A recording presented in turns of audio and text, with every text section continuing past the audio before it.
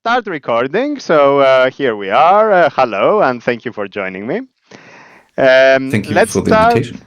You're welcome. Let's start with the basics, like what is your name and what do you do in general? Well, my name is Christian Tietze. I can't spell the last part like I do the first part. Like my name is obviously not Christian because I'm from Germany.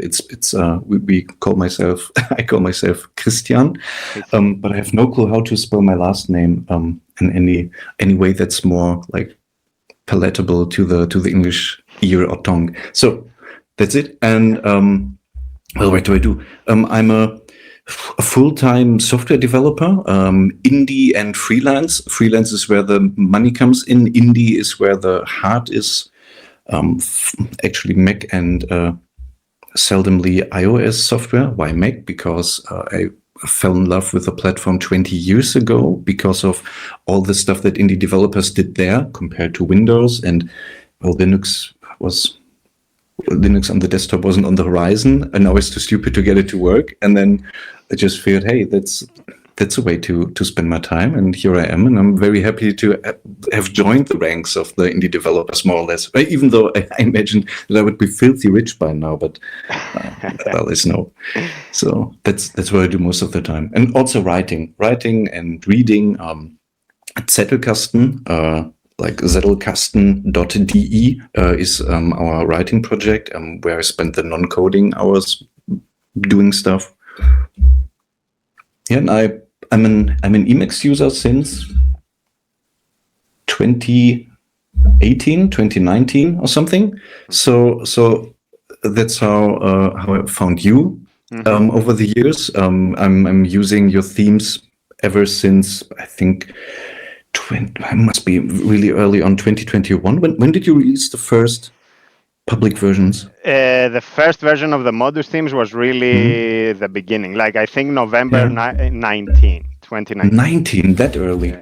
Yeah. Because I default to solarized on all my things because I like the creamy look usually. But when I saw your work on the accessibility front there, like doing all the contrast ratios properly and making things comply to the, what's it called, WCAG? Right. Yeah, right. WCAG. That sounded just like what I needed to get colors to work because I'm red-green colorblind, and so I've stuck. That's 6 years by now. I've been stuck on your themes for 6 years. Yeah. Wow. So thanks for the work. I really like it, and I'm using this constantly as a reference to like whip up anything that needs a white background because I'm a light mode user, and then some colors in contrast. And I'm picking from the modus-themes, latest edition, of course. Yeah, and I've known you, of course, from Emacs as well. We have interacted many times on various issue trackers and various packages, and of course, you also have a blog where you write about Emacs as well. Yeah. So of course, I know you from there, and we can talk about Emacs. But what I'm really interested to know is all these other things. So indie developer and freelancing, and tell me a little bit more about that. Like, what is the difference, first of all, for somebody who doesn't know? What is the difference between freelancing and indie developer? Because to me, they sound like really similar concepts. Does it? Yeah. That's terrible because I always tell people in my mother's tongue in our language that well the difference is much easier to grasp in English because independent developer and freelancer mean so many different things from the get-go, and we don't have proper words for these. Our words for these are very similar sounding, so people just think well you're doing work for other people and that's it. So. Indie development, why indie? Independent development, that's a shorthand. Indie is a shorthand for independent, and independent developers develop apps on their own. This is in contrast to developers being published by publishers, which you usually don't see a lot in the apps department, but which you see a lot in games, of course. Like then you have publishers like from the old age, Apogee, Electronic Arts, of course, like these are the big Sierra Online, these are the big players that were used back then. And then the studios actually developing the software would also stamp their logos on the box, but apart from these reaching crazy fame in some niche, usually these don't make a name for themselves. As an gaming historian, I guess you can trace the lineage of studios developing their own styles and whatever. Like, I don't know,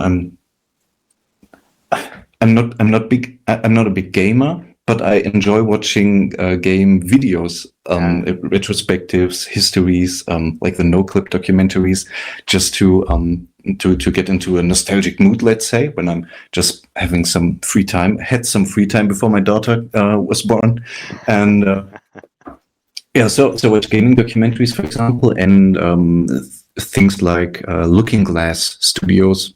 Nobody heard of them in the early days, but eventually they released stuff on their own and were known for immersive simulations, which is also a very nerdy type of game where you can interact with the simulated physical world. And this was their shtick. So then that name would be known. But independent game studios would be independent game developers. Nowadays, very common with small games, 2 or 3 people, maybe solo developers.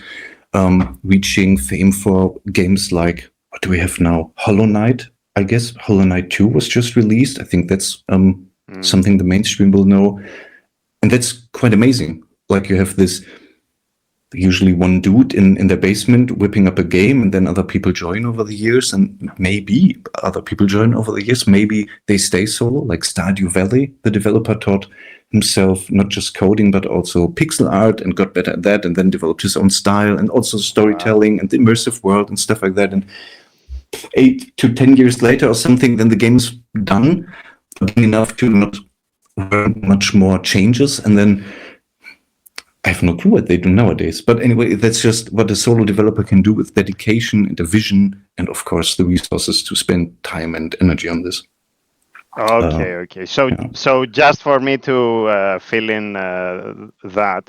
So basically, an indie dev works on what they want and they sell it on their own, whereas a freelancer is basically a coder for hire. Yeah, like a free sort freelance. You just need someone to do it. Go to the market, look for people who can do this. And freelance developers, app developers, I have no clue how they're usually found. Like there's agencies doing better marketing and having the means to self-promote properly and have a lot of clients in short time frames. I rely mostly on word of mouth and luck. And then I get the occasional job to create Mac apps or whip up features for existing Mac apps or bring Mac applications to the next, the next macOS version, which includes all the weird kinds of changes that break if you try to start the old version. So thanks, Apple, for breaking changes every couple of years, but also it's really annoying because this is not the interesting kind of work. That's why I enjoy the indie development, like starting from scratch and creating stuff from nothing. So much more. But yeah, that's if anyone's considering this, indie development is hard and gruesome because you never know what you get in the end. If you don't already have an audience, a following of, I don't know, people watching you on Twitch for years or something, then you can maybe, in very soulless, heartless terms, monetize your audience in some way more easily. But if you know nobody, build it and they will come. That was never true, and it's still not true, even though the internet is much more accessible in 2020, whatever, than it was in 2005, for example. Like 20 years ago, you had a harder time finding people because there were less people online. The search engines were worse, and but that were still the golden times, because in that niche, if you were known, then people would look for you. And now you have these warehouses full of apps, and it's hard to compete. It's hard to show quality. Also, people don't like to spend money if there's so many free alternatives, be the open source alternatives, clones, or whatever. So it's a tough market. Can't recommend. Freelancing, also, that's more lucrative because businesses need changes to be made, value to be added to their product, and then that's the thing. But Mac as a niche is very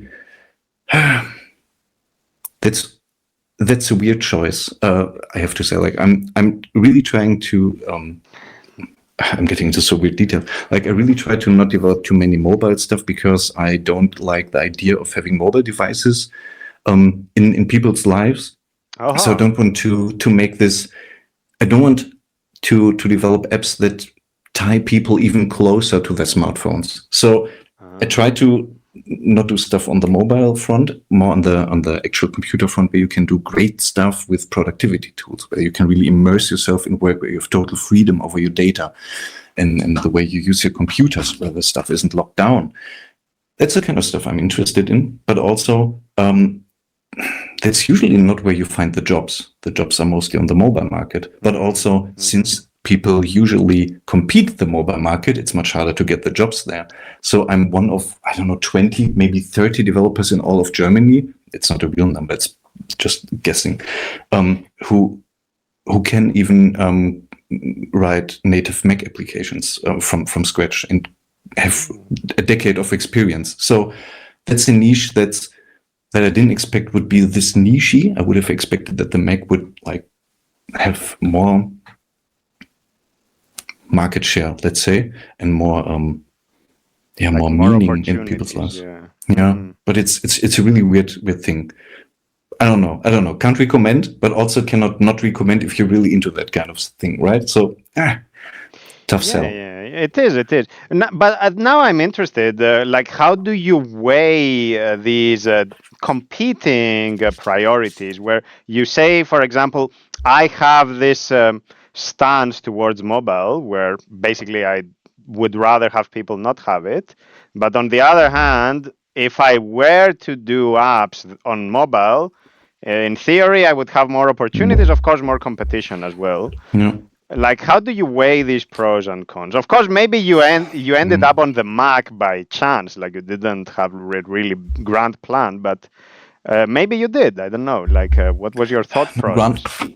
Grand plan. I wouldn't call it grand plan. It was more. I was hacking away at open source Mac apps to add a couple of features. Then got used to the weird programming language, which was back then Objective-C, which is a weird subset or superset of this very small C programming language with a couple of square brackets to add Smalltalk like features, which makes this thing more dynamic, more like a Lisp actually.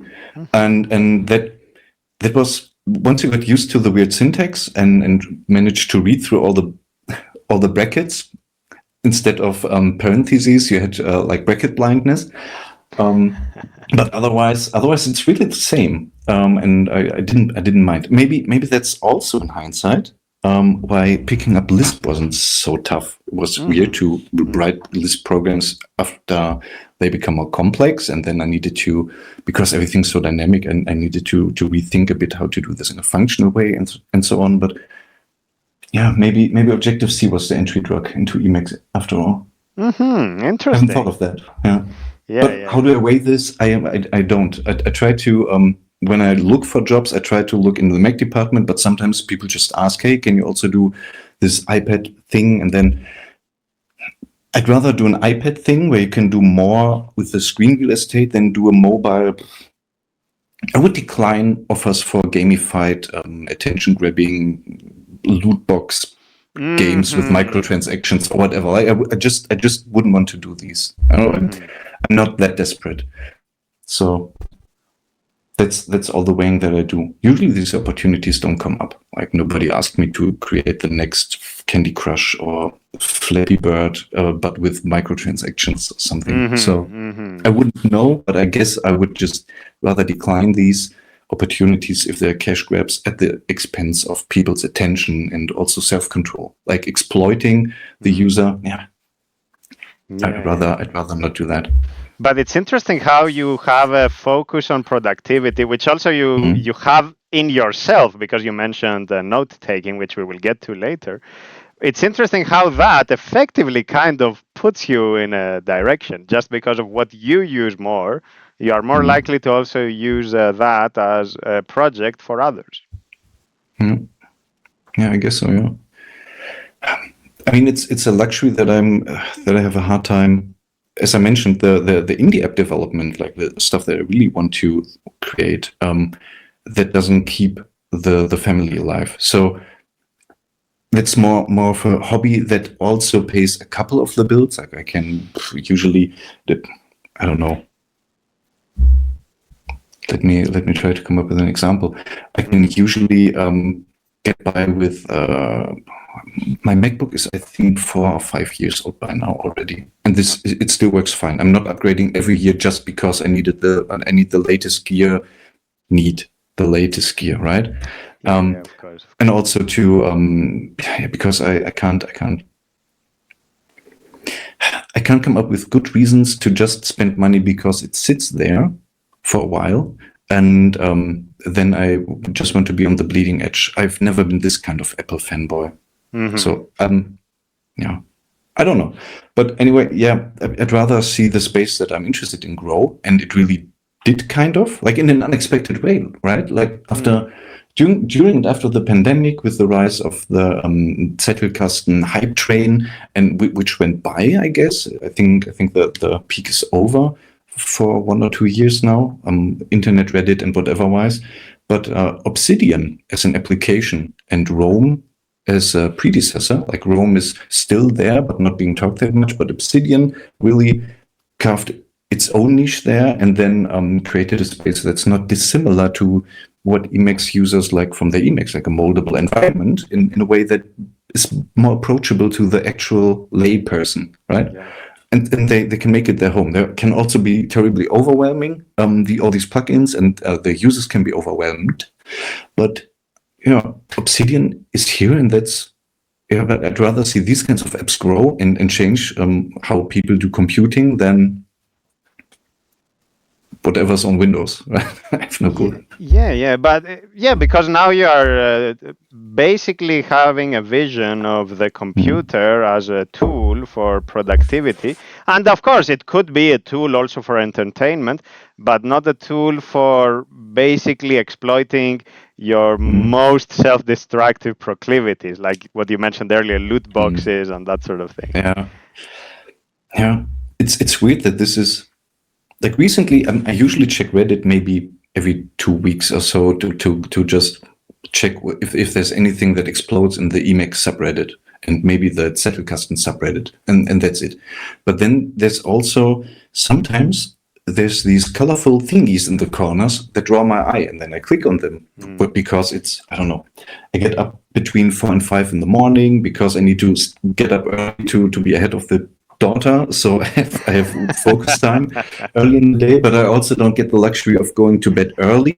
So some days I'm just in the early afternoon, I'm just toast, and then I notice these things draw my attention way too quickly. But then the click is already done, and then I click around, and it's all looking so interesting and engaging, and I feel like this is. It's so easy to fall into this, and I've been on Reddit just 3 minutes, and all of a sudden I'm in this weird rabbit hole of clicking on things, maybe exploring, hey, Reddit has games now, and just out of curiosity what this means in the Reddit terms, that there's these posts which are new levels, and each level is generated, and then this creates the game world for that level, and I have no clue how they do this technically. It's kind of weird.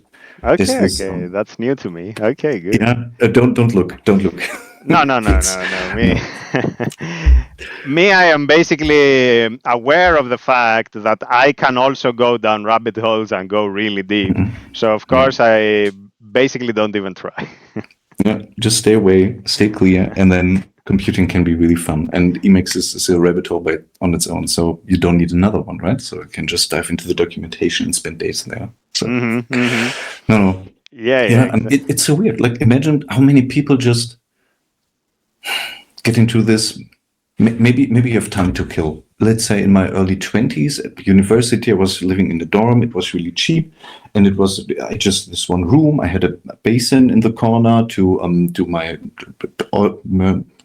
early morning and late afternoon routine of brushing my teeth. Like, it was good for that. And it was also weird that I had a basin in that room where I slept, and I never had that before. It was kind of weird, but it also was very efficient. Yeah. 11 square meters or something, that was all I needed. So I was really happy there, but also I had a lot of spare time because I was just living 5 minutes on foot next to the university. I had virtually no time to commute. All of a sudden, and that free time in the evenings, and then I would just, I don't know what I did back then. I would just goof around and do stuff, maybe click around online on things when I wasn't already into the programming mood, right? So when I didn't feel the urge to program, to create, maybe I was just in this consuming mood, and I didn't watch a lot of videos. Like what was this? 2010 it must have been. YouTube wasn't that big. I think I didn't get into watching more YouTube channels and and subscribing to YouTube channels before 2015, maybe 18, something around that. Right? It's rather recent in my memory. It's still ages ago, but rather recent. And back then, I just had nothing to do. So still in this consuming mode, you could spend all day clicking around links on the internet, like the stupid, boring internet part. Maybe spend time on Twitter. True. It's so weird. But just to say on this, because I think there has been a qualitative shift where, of course, you are in this consumer mode where you click around and you explore, but you don't really have any specific goal in mind, which we could basically say, okay, this is distraction at some level, okay? But it wasn't designed in a way to actually manipulate you and trick you into a scheme where now they basically extract maximum value out of you, right?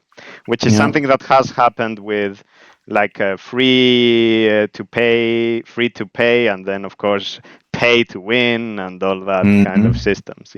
Yeah, and it all started from what I understand with the introduction of red circles in the Facebook navigation bar, right? When they discovered that, hey, if you do the circles in red, and then people will be drawn to these more, and this increases engagement. That's the earliest that I remember from these kind of techniques to grab attention and then steer attention and then maybe make people spend more time on your platforms. So the red circles, is it that the notification? The notification, thing? Right? Yeah. Because it's Before also what mobile uses, right? I think it's always. Yes. Once I knew about the pattern, I also eventually got an Apple mobile phone years after Mac, because I didn't need it, but eventually I wanted to, have maps with me and also develop for the platform, so I got a cheap one someday. And I noticed that emails, which I never needed a red circle that told me that I had 400 unread emails or whatever, right, in my inbox. So this was just, but the mere presence by default was so weird. I was happy to find, back then there was this productivity space. I think Stephen Hackett was his name. Stephen Hackett, Max Sparky, still active as a blogger, but more in a premium subscription mode nowadays. But there were these bloggers back then in the blogosphere for Mac that were doing productivity tips. Also, lifehack.org wasn't bad back then, and there were tips like, hey, how can you tweak your settings? How can you, within the confines of the very locked down phone, tweak things so that you don't get these badges, as they were called in a technical sense? Like, how do you not get these notification badges? Turning them off, I moved all of these chat, email, telephone into a folder. I didn't know that you could create folders on smartphones. So you could just drag and then drop onto another icon, and then all of a sudden a folder appeared. Nobody told you that, because nobody had a phone like this.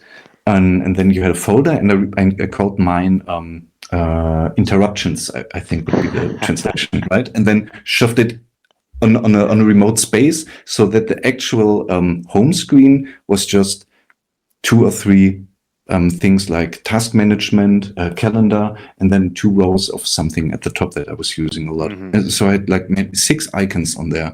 Compare that to the default of not caring. Like, you would amass so many free apps nowadays because there are so many free apps. You don't know what you need to get. You go to the app stores, you download 20 calendar apps, and then I don't know. And all of them show red circles and nobody minds. I never felt comfortable learning about the red circle ever since. When I see a red thing, I am inclined to leave the platform or leave the app, because I think, hey, somebody has a nefarious attention-grabbing intent here. Right? Yeah. But you see the common thread, right? So it's those red circles / badges, and then what you said earlier, where I go on Reddit, and then there are these colorful things on the side. Yes. which I would add color that contrasts highly contrasting with whatever color you are actually focused on. So of course it would be red usually. Or... No, I'm not spending so much time on Reddit to figure out how to tweak this to be displayed in light mode. It defaults to black background and white text, which I don't like usually, even because it flashes before it renders and loads all the resources, because Reddit is quite slow nowadays. So I get this flash from light to black background, and then also that means any color will be contrasting tonally because it's lighter, and then also most of the text and also links are whitish, so any color will be a contrast in hue. I don't know. I'm not feeling that excited about these kinds of websites anymore. But back then, in the Web 2.0 days, I was excited about the development, what you could do with Ajax, like asynchronous JavaScript execution to download stuff and then display it inline and not do a full page refresh. And now you could create these interactive experiences. That was really something. And there were sites like Dig with 2 Gs I still remember around. That name, yeah. I've never used it, but I remember the name, yeah. Stack Overflow and all these things sprung forth from that generation, and Stack Overflow obviously stayed. Dig went to the waste bin because nobody figured out how to monetize it as efficiently. Reddit's with a similar approach stayed, oddly enough, with this upvoting of stories. I have no clue what the story is, why Reddit succeeded and Dig didn't. But anyway, did Dig have a forum kind of approach like Reddit has, or was it just surfacing news items? I don't know. I don't recall. Yeah. Maybe it was just that you get the Reddit link sharing page overview and then nothing, right? So no interaction except up and down vote. No comments. Even the Y Combinator Hacker News has more engagement in that regard, right? You can comment in threads and stuff. I'm not sure if Dig had that. Yeah. Because of course that would be the big difference. So it's like, of course, there is an interaction. But of course, also arguments and trolls. Yeah. But just to say, interaction is the digital currency, if you think about it. Because the more somebody interacts with your thing, then of course, the more likely it is to get their attention for monetization purposes. And of course, that goes back to what we were saying of like, okay, so of course, more interaction. Let's also tease out that interaction with more intense badges and stuff. Usually people say that attention is the currency because you need to attract eyeballs and that's the end of the story, right? But interaction as a let's say if you gamify the metaphor, then maybe attention is the copper or low level or bronze or whatever currency, and interaction would be where you go beyond metal into the diamond or whatever gem tier of currency, right? So if you not just get attention but also interaction, then you've already won because people show that they care, right? And care enough to click or browse for longer. That's actually even I try to recall, even if I read books on usually it's called whatever, attention economy or things like that. Attention doesn't really grab it. But also I don't recall if they also mentioned that interaction is important, but it didn't stick because always attention on the title. I like your terms, or your framing better. Yeah, at least to me, the way I experience it, it's really that, because I'm also mindful of all these tricks to grab your attention. But I'm like, okay, you grabbed my attention, but what did you do with it? I left.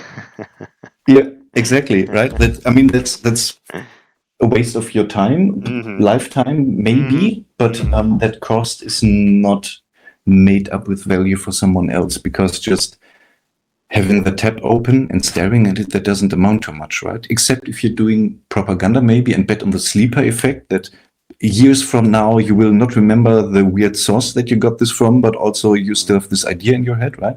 So I don't know. Otherwise, it's wasted time for all parties involved. But the marginal cost for the provider is zero, and your cost is, well, I spent 3 minutes on this. Yes, Right? Exactly. So do you browse? Do you get the idle time to browse and read and waste time actually, or do you just interact with your computer in a very deliberate way nowadays that you have to tend to so many things that the real life demands of you? Like, I mean, 3 dogs is not nothing, right? The dogs are cute and all, but they also need attention Oh yeah, of course, for sure. Like and interaction. I used to be more wasteful, like super wasteful.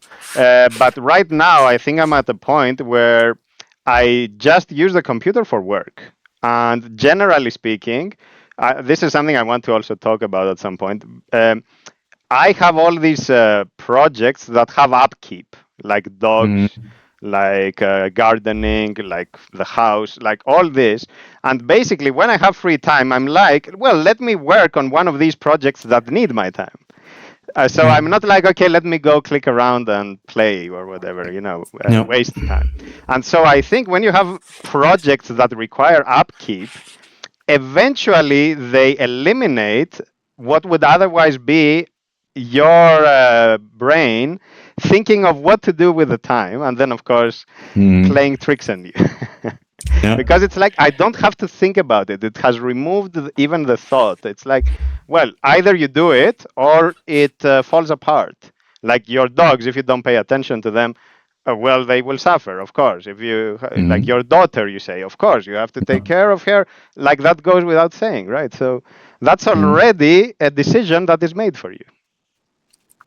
Yeah, it's a strong way to funnel the the potential ways that the future you could spend his time, because all of these in it accidental guardrails, let's say, like having to care and wanting to care for 3 dogs, like that's a chunk of time and also of chaos that is not permissible anymore, right? Because dogs also have their day and night cycles, have their routines, they get used to being fed at certain times. And if you one day would decide to stay up until, I don't know, 5 hours longer than usual and then sleep in, eventually someone will lick your face or bite your foot, right? So depending on how long you sleep. So it's just not a possibility anymore. Like you remove the potential of suffering these kinds of vices, let's say, by having these virtuous guardrails, by deciding for a lifestyle that also helps you stay in the track, on the tracks that stay on the track, right? So yeah, it's exactly as you said. It's exactly that, because basically it forces you into something that you already assumed the responsibility for. So if you just have an aspirational kind of commitment where it's like, you know what, from now on I commit to wake up early in the morning, for example, right? That's never just work. wishful, right? But if I say, you know what, from now on I commit to take care of the dog, then of course you are going to wake up early in the morning whether you want it or not. And eventually it becomes second nature, of course. Eventually you want it. But it's exactly what you say, yeah. I mean, I have no clue how to rate this in quantitative terms. Maybe it's not possible, and it's just an allegory of sorts. But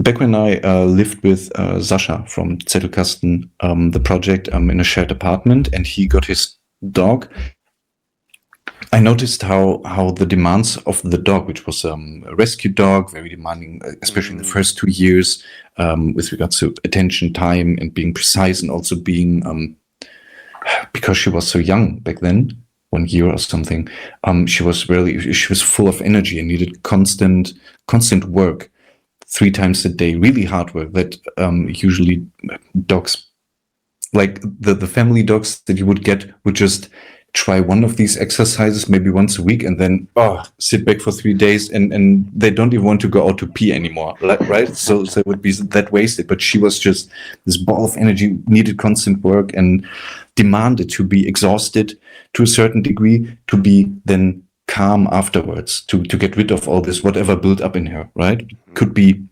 part of the history, it could just be part of the breed. Let's say it's not a breed, it's just an accident to that has produced it. But yeah, I mean, still there's genes playing a role, maybe. I don't know. But I noticed that this changed the freedom, but not in the sense that you can't choose freely what to do, but in the sense that people use freedom in what's another term? You're the philosopher who writes in English more often than I do. Maybe you can help me out. Like the kind of freedom where you can pick what to do, but without, in Kantian terms, it's not about the decision making, but more about the, hey, today I like vanilla ice cream and not chocolate or whatever. Like this kind of freedom. Like, did you have a clue what I'm talking about? So maybe you mean freedom in terms of specific preference, but also maybe freedom from consequence. Freedom from is good. Is a good term, I guess. I think it's what's a positive way there? Like, oh no, you're from Greece. Phronesis, phronesis. Now I'm getting self-conscious because I know you can pronounce the word better than me. Yeah. No worries. How do you say this? So this word is phronesis. Phronesis. Okay, phronesis. So okay, with a, yeah. That's a melody. Yeah. So that would be about making decisions in a smart way, tactical way, right? I think I now get what you are saying. So but basically, there is a level which is the rational level, and then there is a level which is basically the passions. I think that's what you're saying. Yes. That's great. Thank you for framing this that way. Yeah, like passions, and then just having like this wiggle room to follow your passions to some degree without having to rein them in, because it doesn't matter if you eat vanilla or chocolate ice cream, if you say that ice cream eating in general is permissible. This is a kind of freedom that was restricted a bit by the dog. Like, you can still eat ice cream, but maybe not all of the ice cream all the time, but the ice cream is still okay. Like, there was some limitation on that level of lifestyle and how the day could be spent. But like, from this day onward, you can never look, I don't know, you can never commit any crime again, otherwise the dog will eat you, or what. Like, not this, you know, there's a couple of degrees of exerting freedom of choice in between, and this was just like very mild lifestyle inconveniences compared to worse things. And having a child, I notice, like, with this almost second-hand, 1.5 hand, because I was still in the same apartment, experience of sharing an apartment with a dog that was very demanding, and also going out on some of these walks, but not nearly all of them. Having a child myself is so much different, because it's not like I can plan to work out with my daughter until she's sleepy, and then she sleeps for 10 hours, and I have like the rest of the day in a focus mode and can work like usual, but I have to plan around her.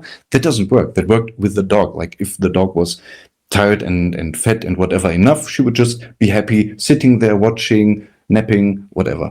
But or eventually telling us to go outside and have a pee. But having a child is so different, because the attention that she's demanding is so different, that I, like you mentioned, just saying, oh, I want to get up early. Like, why? Right? So there's no real reason. There's no real foundation in the lifestyle that you choose. If you just say willy-nilly, tomorrow I will get up early, and then I'm an early riser. Great. That sounds great. I'm a virtuous person now. And then you try this for 3 days, and then you get tired and annoyed, and then you stop. I did this so many times. It never stuck. 9 a.m. is a time where I naturally wake up no matter what. Like, no matter when I go to bed, around 9 a.m. I wake up by myself. I don't know why. That's apparently how my clock is wired, maybe. But now that I have my daughter, getting up between 4 and 5, no problem. I never had this luxury of getting up early consistently. But now, for a year or something, year and a couple of weeks, it just comes easy, because the consequences also are very high. Like, if I don't do this, then the rest of the day becomes shorter. Then I can't do any of the meaningful work. And also spending time with my daughter is important. Doing meaningful work is important. Writing is important. And if I'm just wasted or sleepy or whatever all the time and I can't do this stuff, then like what good is living the life at all, right? So getting up early, no problem, all of a sudden. Right? There's all of the other things that like staying in bed a bit longer, or it's much easier to work 10 hours a day if I get up at 9 a.m. than it's to work 10 hours a day getting up at 5. I have no clue why, but it's just the way that I'm wired. But bad luck, right? Bad luck. It's just the way it is now. So yeah. It's weird how these things happen. Tell me, how is it? Of course, you have now this strong incentive, this good reason, let's say, to do things that otherwise you wouldn't do. And of course, we could say, well, there is also love involved. So, of course, you care about doing it, right? But let's leave it at the level of incentive. And manipulation, a lot of manipulation, right? We are wired to care, and usually, like, it's not like if you don't care that you're wired wrong. Could be, I don't know, but also they do a very great job at conditioning us back, right? So very good incentives by nature. Yeah, good. But okay, we have this now in place. Yeah. How does that affect you in terms of your focus throughout the day? Because let me put it this way: if you know that if you are wasteful with your energy, you will be broken the whole day and basically nothing will work. Are you actually more economical, more efficient, more focused, so that you can also do the task of being a father while still doing everything else you do? I'd like to say that I developed these superhuman skills of focus and determination, but the reality is that I didn't measure this in its hindsight, so it's probably not true in the strong sense of truth. But it feels like I spent 80% of my time being mad about myself, not accomplishing what I set out to do, because the days would just pass too quickly, or the weeks would pass too quickly. I was just realizing, hey, it's October already. Like, where's September gone? Yeah. I don't know. Like the days are longish and the year is short. Like that's a cliche phrase to pull out of the head then. But it never made. Even with the most mundane, repetitive kind of work for years, where I noticed, a year has passed by already. That was quick. It's no comparison to how it feels now. And it's so that's weird. And also being more economical, there's more pressure, and there's also a shift in focus. Previously, I would say, I was living this very not isolated as in I didn't see people, but isolated as in I didn't decide to pick up any hobby, pastime, activity, or whatever, apart from the very bare essential minimum to keep myself in a sane condition. Like I would develop the hobby of sketching and painting and drawing with other people on Sundays. What's it now, 9 years ago or something, when we founded the group officially, just to get out and meet people on a regular basis and do something that's not tied to my desk and that's not on a computer screen. That was really important. I figured, well, if I don't do this, then I'm getting kind of weird eventually, so better do this on a consistent basis, and then let's see what happens. Great decision. I met my wife that way, so very happy with the outcome. Achievement has been achieved, and I could now theoretically close to the group, but I also enjoy the process. So I'm keeping that. So we have that. That was once a week, but not every week.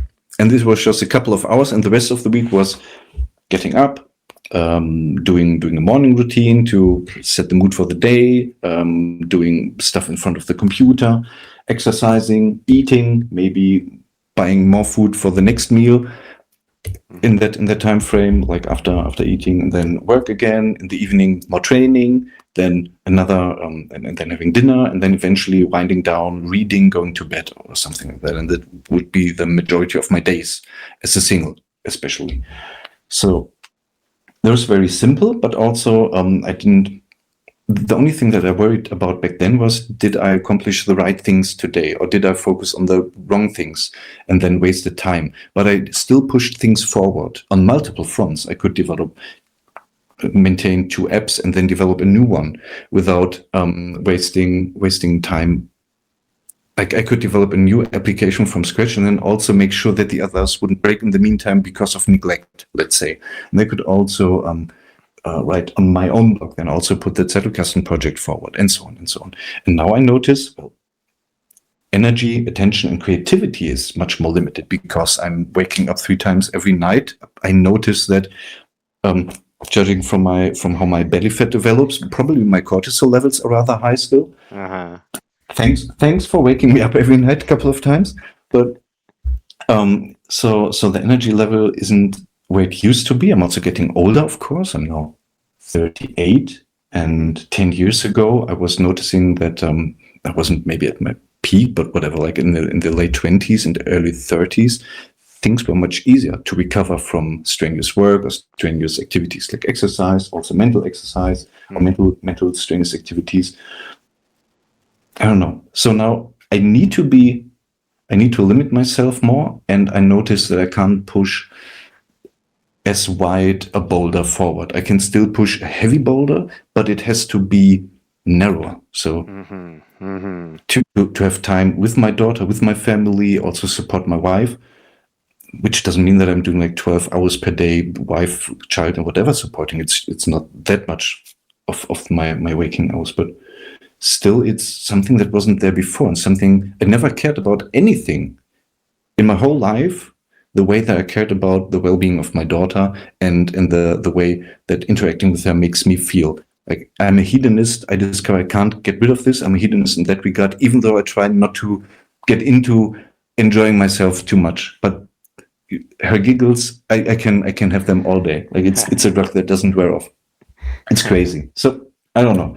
And then that means, well, now I notice that I can either maintain apps that have been neglected for 2 years or whatever before they break, or I can move a new project forward. Then a month passes all of a sudden, and I notice, woof, that didn't used to be that kind of, that the time didn't used to pass by that quickly. And that gets me worried a lot about the upkeep for the family, also about the future of our projects, and how, like, what kind of expectations can I set? Like, could I, if I wanted to, expect users of my applications to receive updates on a monthly basis, on a quarterly basis, on a yearly or annual basis? Or do I really need to tell them, hey, this is in maintenance mode now, because if I don't put this in maintenance mode, where I just do one platform update per year, then I spend too much time on this, and more important things will suffer. Sorry, that never came up. Reminds me a bit. I had to think of this when you mentioned that when you get to work, when you get to your desk, you have these projects that require your attention to be pushed forward, right? And the demands of the projects, they don't shrink. Over time, the user base grows, if you're lucky or unlucky, depending on the framing, right? If the user base grows, then there's more people you could potentially disappoint, right? So I don't know. That's kind of tough. I can't say I found any solutions there. I'm still in a stage of constant worry about not doing my due diligence on so many fronts. I'm struggling, let's say, not coasting. It's not an enjoyable process most of the time, but also I'm not hating this, because I'm still doing the work that I love. I'm still spending time with the people that I love. I'm pointing at the room next door, but there's nobody there. They're left, but still, metaphorically, they're there, just next door. And that's a weird thing. And I think I still need to figure out how to solve this properly, like settle this in a different way, because I'm still juggling, but I notice that it's too strenuous. I need to drop one of the balls, otherwise I can't keep this up forever, right? Without burning out, let's say, like not burning out in the medical term, maybe even in the medical term. I just meant like burning up too much energy that I cannot replenish, spending too much time on things that don't need the attention that urgently, these kinds of things. So it's tough, but also having a daughter, I can say having a child, maybe a boy would be just as well. But me having the daughter, I realized that this changed my focus inadvertently. Like, I didn't decide to change my focus. I just figured, well, of course, you have a baby, it needs to be fed, it needs to sleep, and then sometimes maybe you just wiggle its fingers or whatever to play with it because it's so small, and then 10 years later you do something interesting, right? I was just worried about how do I get by 10 until she's 10, because the time would be so boring. Like, what do you do with the child? I wasn't a child entertainer for the earlier years of my life, the earlier 37 years of my life. I just thought, oh, well, a child, right? But now having my own, it's just so natural, and I'm really surprised. It rewired some things in me, and that's the only explanation I have. So you never know what you get into before you get into this kind of stuff. Dogs, I knew dogs. Then my roommate had a dog. I knew dogs from the rest of my family. Right? I knew how to play with dogs, and I learned how to play with dogs a bit more unhinged, like more dangerous play, let's say, with the weird dog of my roommate there. And also, you can learn these kinds of things and build upon this, but a child is so different. It's a transformative experience in the truest sense of the word, that you have to experience it because it transforms you, and you cannot tell a story that contains all of the context. And it's kind of disappointing that these kinds of experiences, also in the strong philosophical sense, transformative experience is a topic to explore, that these maybe do exist. And it's not just a failure of employing language properly to maybe I'm just not trying hard enough to explain, but I think there's no trying hard enough to convey the point. It's really, you have to feel it to see it, basically. You know it when you feel it. You don't talk about it. That's kind of weird. And I don't have a long catalog of transformative experiences, but I have a long catalog of cliches of things you need to experience to really know how they are or whatever. Like when I was in the university dorm, we shared the apartment with 5 people, 3 boys and 2 girls, and of course people would change over the years in the dormitory, and the women and girls, whatever age,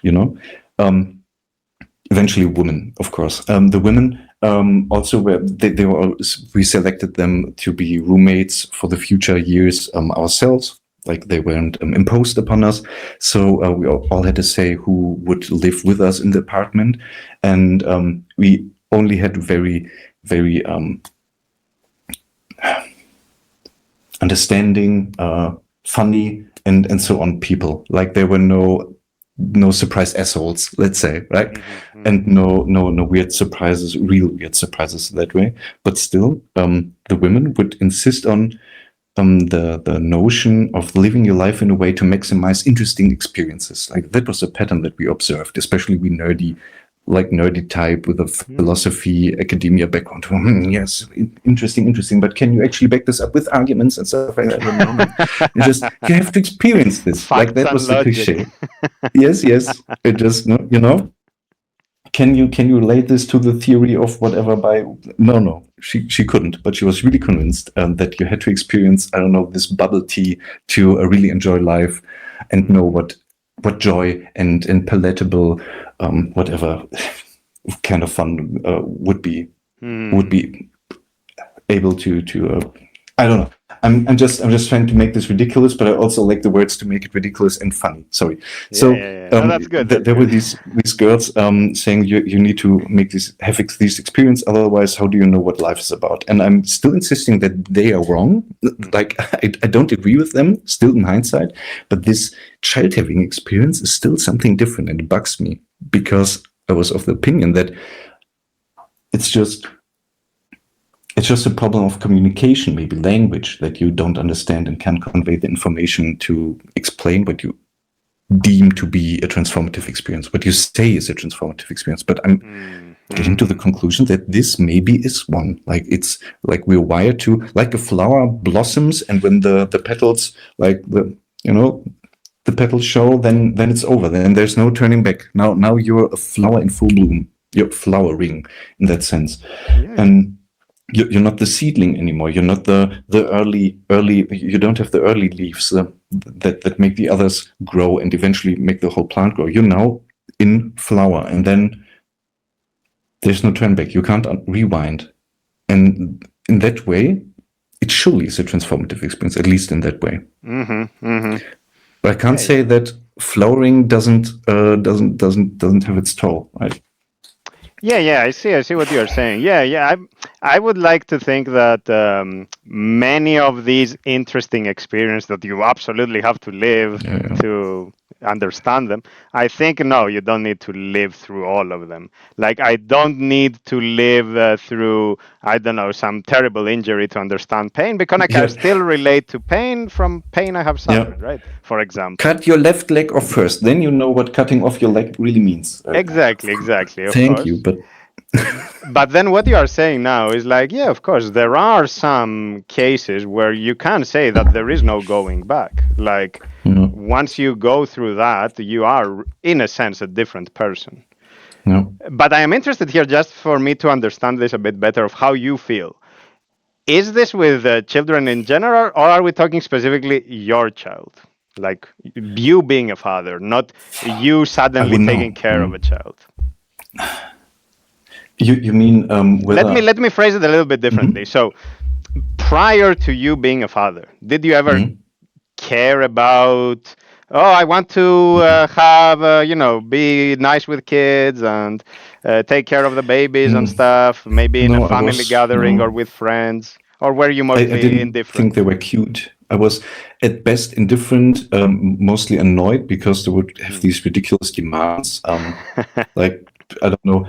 Hey, pick me up and then throw me in this particular way. And we're just okay, right? But eventually, when I got more into physical exercise and became more physically stronger, then I wouldn't mind throwing children around through the air, because that was also back then. I thought this was kind of a transformative experience to experience and be more capable in using my body in the world. Right? So not being a couch potato programmer, like slouched on top of the keyboard all the time, like I was up to my mid-20s, but then also getting fit in some sense.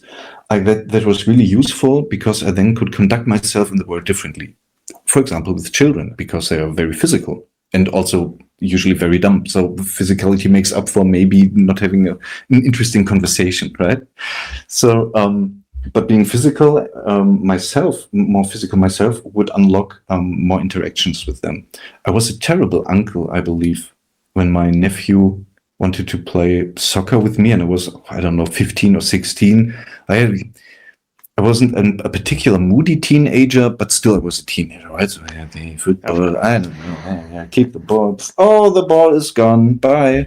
Like that was the kind of engagement that I displayed. I wasn't, there are people at that age, I noticed this with my child now, people at that age who just, whose eyes light up when they see a small giggling children, and they just want to interact with them because they think they're super funny or whatever, right? I never was this kind of person.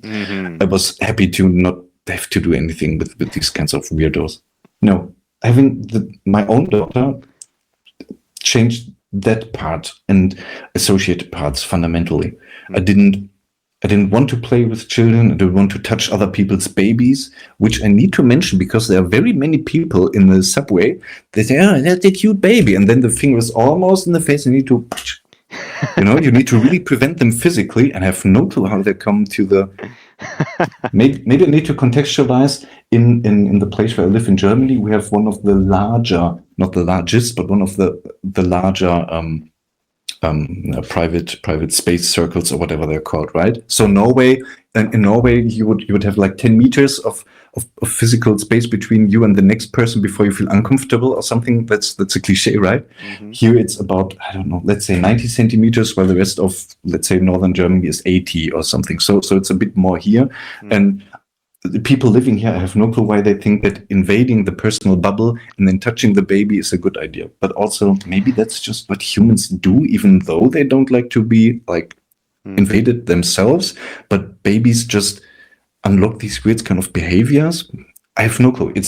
I believe it's all playing tricks on the minds of the adults. it must be nature at play in there. Yeah, for sure. I mean, if you think of it evolutionarily, like in terms of what is needed for a baby to survive, of course, attention grabbing, right? Yeah, without red circles. How did they do this? Right? Maybe we should ask the babies. Good thought. Good. Yeah. Let's switch gears, because of course this is very interesting. Sure. But I think we covered the part of course there is something physical out there in the world, and then this has an effect on you, and that conditions you in some way. But now I want to switch a little bit gears, because you have been Can I ask you yes, of course. a follow-up question quickly, because I never took any mind-altering drugs. I believe you neither, right? You didn't even drink for 10 plus years or something. Me neither, but I know people as close as it gets. So I can talk a lot about mind-altering drugs in the sense of psychedelics. I wouldn't call them drugs, by the way, but anyway, that's a technical. Okay. But anyway, mind-altering drugs, let's use that term. So in the case of psychedelics, but then there is also weed, right? That would also be psychotropic in some way. But then, of course, we could also talk about the other drugs like heroin, which, of course, I was also exposed to from a very young age. And I have had friends at the time who died from overdose. I have seen those who have lived on to be literally insane. Literally in the heroin. Yeah, that's not. Yeah, lumping things like coffee and alcohol together with heroin in one concept, in one term, that's not doing anyone justice there. Yeah, heroin is a different beast. We lived in a weird house that where the basement floor had these thick metal doors. I don't know why they built them early on. Maybe it was it was back in the, I don't know, 100 years ago. Or in the World War, used as a kind of secure storage that needed to sustain, I don't know, shelling or bombing. No clue. But the door survived, and it was a really good protection for the dealers of usually weed that lived in that apartment called Buddha. Weirdly enough, because he was really fat. But also there, you couldn't just enter by force, which people tried to because they wanted the next fix, right? And there were also in the stairwell. That's the word. In the stairwell, we found the occasional syringe used, of course. And also two floors above the basement lived a family with children, Syrian family who fled the war, I believe, back then, and they didn't speak German well or at all, but they had 3 or 4 small children, and living in this condition, like, I mean, we have wars nowadays, so living through a war in like Gaza or Ukraine is much worse than living in relative security in a house where people take drugs and maybe also pass out from drugs. We found people like passed out on the stairs like that, so no fun. But I also know people personally who I on really good terms with, who took LSD and I don't. For the YouTubes, do we need to paraphrase this somehow? So I have no idea. I haven't. I say whatever you feel like, and like there's these kinds of things, like not heroin, but below that on the way to death, premature death, there's the way of LSD and mushrooms. What's it called? So there are the mushrooms. Right. Of course, there are mushrooms. There is extract from cactus. Of course, now if you go into the technicalities, there are a lot of things. Like these kinds of things, people say, hey, said back then and still say, hey, you should try these in a safe environment, in a safe dose, just to experience how they can alter your perspective, your experience, how you can have induce experiences of divine, not intervention, divine, whatever, enlightenment is also the wrong word, but you know what I mean, right? So have this religious experience, revelation. I have no clue. Like, is it similar? I don't know. But since you're also an abstinee, from these kinds of things, you probably just know secondhand, and also these kinds of cases that went terribly wrong, right? I know secondhand. What I do know is that in every kind of space that is gnostic, we can go back in history for this. Yes. I'm using this word on purpose. I like it. Yeah. Which is basically saying like, hey, if you come here, there is some hidden truth which nobody else has. That's basically what Gnosticism is in a nutshell, right? But Gnostic in terms of its modus operandi, not in terms of what it says. I think that saying that ultimately is not true. I think having that ultimately is not true. Of course, you can have an experience that will, in a way, be transformative because it surfaces something that is deep inside of you, which you had suppressed or you were not aware of. So, of course, in a sense, it will bring to awareness something that was down there and now it's up here. Whether you do something with that or not, that's a completely different discussion. However, so yes, I say yes, you can have that experience. Let's call it revelation or enlightening experience. I would say it's enlightenment if you work on it, not if you just become aware of it. But I think and I see that it is effectively the easy way out. Like, I remember the first time somebody was telling me about psychedelics. It was like, hey, you know, these guys in India, they go to the jungle and they meditate for 30 years and they are gurus and they are up there, you know, in terms of spirituality. Well, guess what? You can do that too. And here is the conduit. Just lick this frog. No. And I'm like, look, my friend, I think you are approaching this the wrong way because you are approaching this from the perspective of laziness. Like, I don't think you have a good attitude here. Like, you're like, what is the shortest way to enlightenment? What is the shortcut to wisdom and to the divine or whatever you are searching for? And I think that's ultimately not how it is done, because that is a lifelong commitment. And also that is how you work on any kind of revelation or on any kind of realization. Like, you have to understand it and ultimately integrate it into your life. But just to say another thing, when you go into this space, you will see them talking about tribes in the Amazon rainforest, or, you know, in ancient Greece, in Elefsina, they had these rituals for the goddess Dimitra, so the Earth Mother, and it was the Eleusinian mysteries, the famous mysteries, where eventually they were doing psychedelics.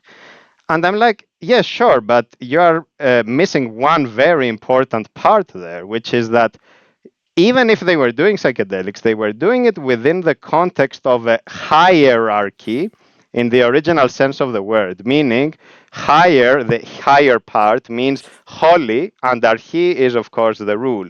So, of course, the holy rule, so they were the hierarchs there. It was a religious activity that it was very well guarded, right? So it wasn't just any ne'er-do-well picking up some mushroom and doing, you know, spirituality. So eventually it was something that is highly, let's say, controlled. And you would do it through initiation. So, of course, they would also check on your mental state. It's not like you give it to anybody and they become a god. Like, you give it to somebody who is prepared for it. And it's something they will have once in a lifetime. They won't be having it every single day. Like, I met this person who was having psychedelics, not the small doses, microdosing, but the hero's dose, as they call it. No. And I'm like, what are you doing? It's not for consumption. It's not food, right? What are you doing? So, of course, I am not against it per se. I am against. Did they do anything with it? Like, with the experience? Like, did they begin to write the weirdest kinds of novels, poems, or whatever, bring joy to other people's lives? Or did they just, like, eventually not rot, but indulge in their experiences, and then, you know, time passes and that's it? I think ultimately it's the latter because of the No. attitude approach. It's not, I don't think it's an issue of the psychedelics themselves. I think it's a matter of attitude. Like, I'm Yes. sure that somebody who has the right attitude with psychedelics, they will get something like elevated out of it with Mm. the right attitude. But somebody who has the wrong attitude, it's the wrong attitude with everything. You see it with everything. Like, Yeah. you give somebody a tool, but they have the wrong attitude. Well, they will use that tool wrong because they are lazy to learn how the tool works, for example. Yeah. Yeah. So yeah, I have a But there's nuanced no real take on fucking it. manual for life, right? I mean, there's just listening to people. Everyone has their own opinion. There's, of course, the ancient texts that are very instructive and very inspiring if you listen. But who does nowadays, right? Yeah, of course, of course. But this again Okay. goes to the point of laziness. Like, there is a word in Greek which, Hmm. unfortunately, we don't have it in English exactly the same, which basically says phigoponia. And what this means is phigo is like fugitive. It's a similar word in English. And ponos means pain, but not in the sense of distress, but in the sense of hardship. Like, when you do training, you feel some pain, right? But Hmm. ultimately, you build up fitness. Hmm. So when you are governed by phigoponia, I think anything you do, literally anything, whether it's Emacs or programming or, I don't know, fitness or psychedelics, anything you do, I think you will do it poorly. But when it's the right attitude of, okay, I will go through the rigors, I think eventually you do it right. I can't argue with you there because we agree on too many of these lifestyle about too many of these lifestyle philosophical takes on how to live or why care about a virtuous life in the first place, right? I mean, that's a really large leap you need to take in order to participate in this kind of discussion and then also have a maybe counterpoint. Like my flatmates, the women back then who would just argue that, hey, you need to have this particular ice cream to enjoy life properly, they wouldn't listen to the rest and they weren't that serious about all of this the way that I was serious about all of this. Of course, I am. Mm-hmm. Mm-hmm. Yeah, like you get if you really begin to think about how to conduct life in a proper way. What does proper mean? And what is how is virtue and vice separated? Why do you care about virtue at all if there's also the utilitarian approach of conducting life? And how do you contrast these? How do you make any decision at all? And it gets very complicated quickly, right? Yeah, That of doesn't course help. it does. Doesn't help. No, it doesn't help. But even if you see it in terms of results, like, of Mm. course, you can think of it from a framework point of view and be like, okay, given these propositions, how do my actions relate, right? But you can also see it in terms of results at the level of the individual, like the guru in the jungle kind of example. Mm. If I say, okay, this person committed 30 years of their life meditating and now is a guru, whatever that means, okay, I just take it at face value now. Mm. Okay, let's say that's a great thing, okay? I'm like, well, okay, that's a great thing, but this person spent a lifetime doing it. And what does that mean? It means that there were the rigors involved. Mm. So it wasn't something that was done lightheartedly on a whimsy. If Mm. it's something you do on a whimsy, if it's like you have a tourist kind of attitude towards it, where it's like, oh, I will do it and then leave, right? Mm. I think ultimately you are not putting in the right effort. And Yeah. this would even go to the ice cream kind of example, because in the ice cream example, where your roommate would be like, you know what, if unless you have this ice cream, you don't know what you are talking about. Well, but does this ice cream have consequences or not? Because if it has consequences, it's not like, oh, I just take the ice cream and then I move on to the Mm. next thing. Because taking the ice cream also entails consequences. And I think this goes back to what you said earlier about freedom, which the way I see it is, of course, I have the freedom to pick whatever ice cream I want or whatever decision in life I want. But if I am thinking about it, I will pick not the choice I want, but the set of consequences I am content to live with. So I'm thinking in terms of what happens with it as well, not just what that is and then, whatever happens. Just ice cream doesn't kill me. Yeah, but what kind of person does it make you if you do this on a regular, daily, almost daily basis? Like, well, how do you value pleasure in your life and these kinds of things, right? Yeah. Like, do And you you want also to mentioned, abstain? and you also mentioned I'm a hedonist earlier, you say. And for me, that's a very interesting word because I think it's also misused throughout the ages to also connote like drug abuse, like commonly, let me put it, commonly they are like, oh, you do all these hedonistic things, meaning drugs and sex all day or porn all day or whatever, and basically they melt your brain and that's bad for you, right? But why is that hedonism in the sense of pleasures? Have you actually seen a junkie? Do you think they are having a good time? I mean, come Yeah, on, that's very easy to say. Like, there are people who will tell you, hey, I am addicted to porn and I suffer. Like, they will tell you that. That's not yeah, pleasure. Come on. no, Like, why do no. we. So, pleasure, I don't think it's a bad thing. Yeah. If it's sustainable, of course, right? So. Yeah. There's.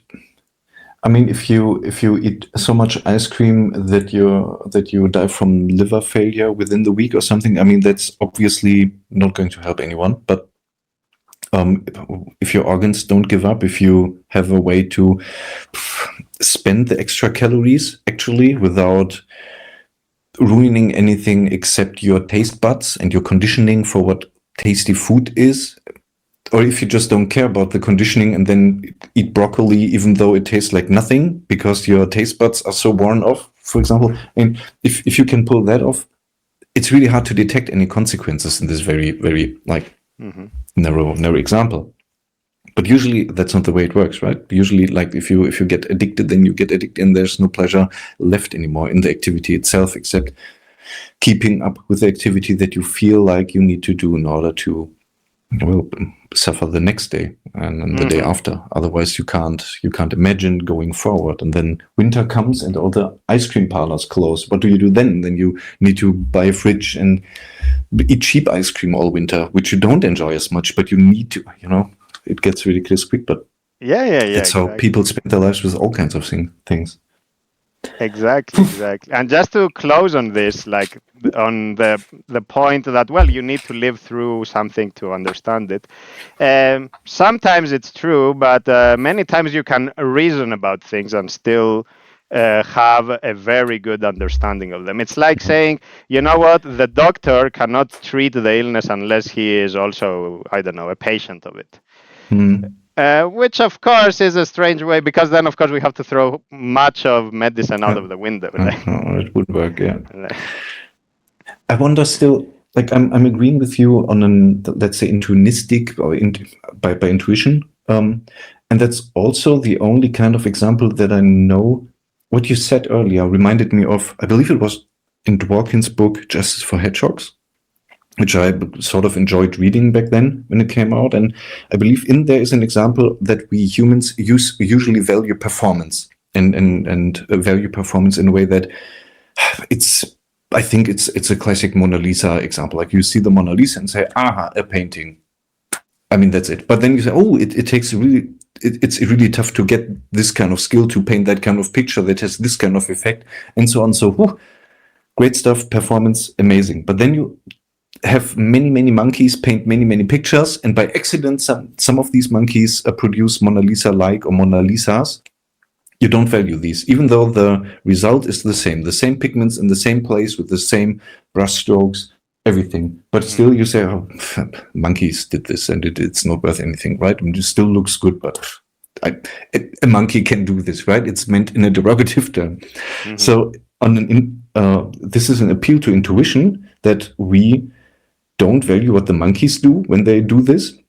Or we don't value a computer, a random number generator producing random pixels at random color hues and tonal values until the Mona Lisa appears. Like, this is not worth anything. But if it's 30 years of training and suffering through all the hardship to get there, then it must be good. It's kind of weird because the picture is the same in the end, but still, people usually agree with this. Do you have any other way of reasoning with people about this kind of stuff? Like, so I would say, of course, if we are talking about the end result, that is the same. So if you are comparing end results, basically it's 1-to-1, right? Simplifying, maybe it's not 1-to-1, but let's assume it's 1-to-1. The monkey has done a Mona Lisa replica, exactly the same thing. To be, however, Da Vinci, to reach that pinnacle of creativity and insight, to have that, you are not just doing Mona Lisa. You are doing all the other things that Da Vinci does, right? So, of course, that is just one instance of a person that has reached a certain level where they do all such Mona Lisas. Because, of course, Da Vinci didn't just do Mona Lisa, he was a unique genius in every way, right? So can the monkey also do all that afterwards, right? That's the point. Probably the monkey cannot do anything except throwing poop and stuff, right? Yeah, but so basically what I'm trying to say here is this. Of course, at a certain outcome, yes, there are comparable such outcomes. But what you have also done in the process is you have built the capacity for doing many, many such things. And eventually, it's not just about the outcomes, it's about the potential for everyday things in your life. It's not like the spectacles. It's not about, oh, look, I did Mona Lisa, and therefore that's why it's great. It's also that I can do everyday things that otherwise I was not able to do. Like earlier you said, well, I worked on my body and I was able to play with children in a way that I couldn't do before, right? You mentioned that earlier. And I'm like, well, if we go by results, you did something that everybody can do. But think of it in terms of what was your potential prior to you committing to that difficult task. Like basically you changed your potential, like the things that you are capable of doing. So in a sense, you kind of unlocked new possibilities.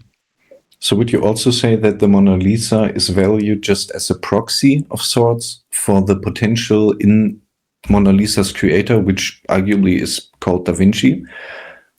Yeah, I would say it's a proxy. I would say really it's a proxy. Of course, Mona Lisa in particular, if you are using that example, is valued in itself, of course. That's what you see when you go to the Louvre and all that. So it has inherent value, the thing itself. But I think it ultimately has value because of being a proxy. And I think this is better understood if you see like more contemporary artists, because of course you could say the Mona Lisa is also old, blah, blah, blah. Like if you see more contemporary artists in also what they did in influencing others, like why is Picasso special when you see these, let's say, simple, okay, now of course it's almost hubris to say this, these simplistic kind of square, cubic kind of paintings. You're like, what's so special about them? What is special about them is Get that... away with your Mondrian. Yeah, but what is really special about them is the fact that you have a unique genius of a painter who could actually do the realistic paintings as well, who now makes a point in the history of art, in the history of aesthetics, and that point is not limited to what he drew on the canvas. It's a more general point, like, hey, I am the painter, I do what I want ultimately. But of course, that again has a certain potential, right? It's not just the painting itself, the cubism. It's also what is expressed as possible outcomes now for the artist in terms of expressive power, like breaking the mold, as it were. Yeah.